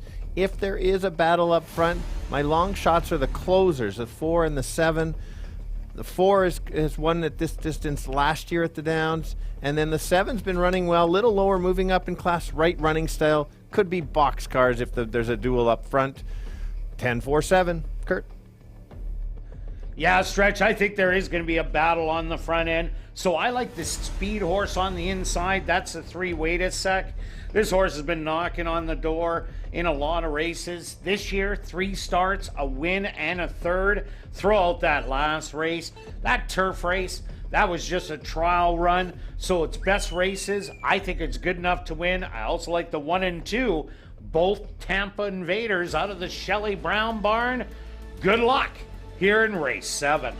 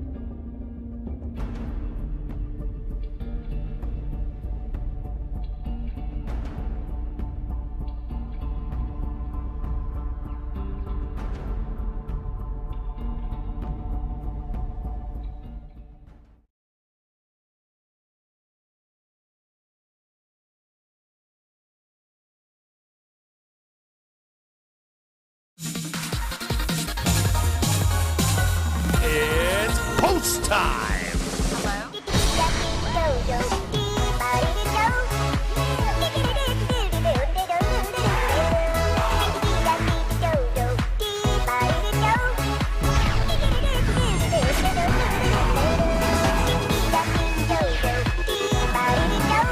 Charge It Jen leads the girls in for the nightcap. Chicago River goes in. Next up, Wait a Sec.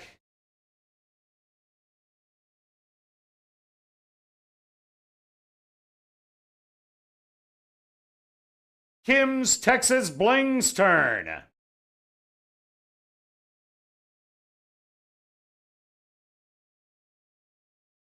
At the Lyric, ready to move up and in.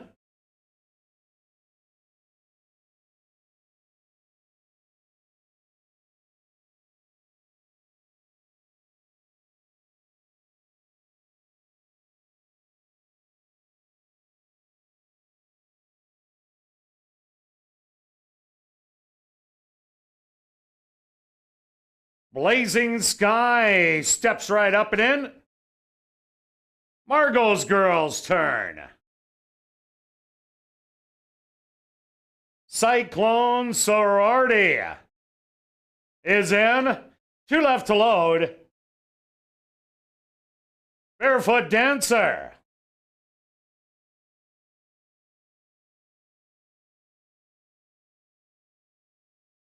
Now just waiting on the favorite, Kate's Princess, to the outside. They're all set. They're at the post. And they're off. From the inside, Wait a Sec blazes out to the early lead. Chicago River putting on some pressure from the inside, 3 wide. Kate's Princess goes to corral him, and it's 3 across the track. A gap of 5 lengths back. That's going to be Cyclone Sorority. That's sitting back there trying to get into him with Margot's Girl, Blazing Sky. The opening quarter, a sizzler. 22-1, and it's Kate's Princess on the outside. Wait a Sec on the inside. These 2 at the head of the lane. Kate's Princess now with the lead by a length and a half. Not giving up. Wait a Sec. Battling back, these 2 coming to the 16th pole, and it's Wait a Sec now taking over the lead. Kate's Princess back to second. Third's going to go to Chicago River. Close for 4th and 5th between Margot's Girl and Blazing Sky.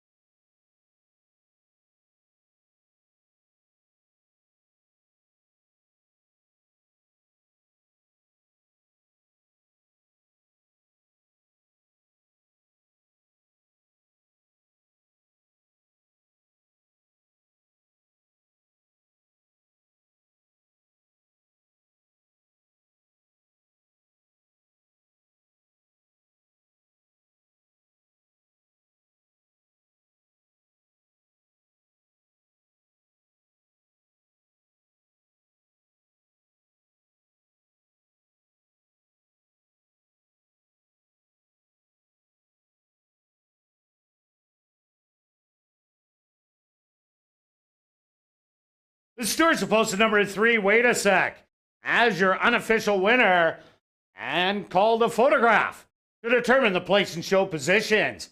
They went the opening quarter 22-1. The half 46-4. Time for the 5 furlongs, 59-3.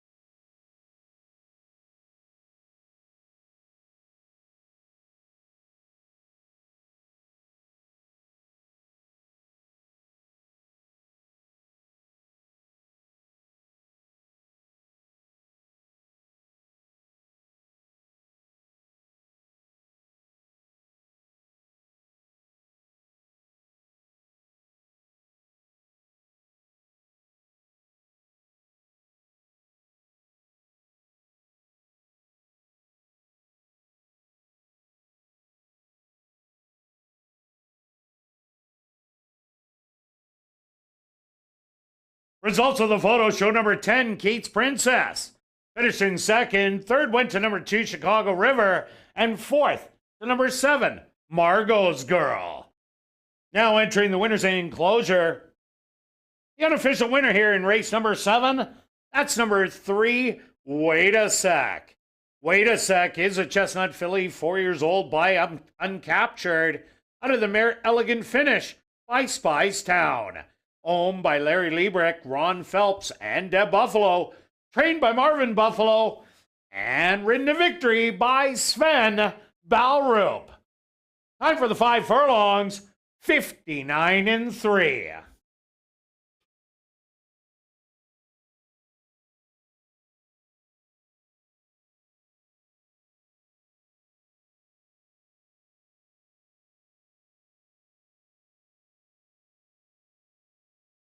Well, now head up to the clubhouse to enjoy Crazy Hour on the second level.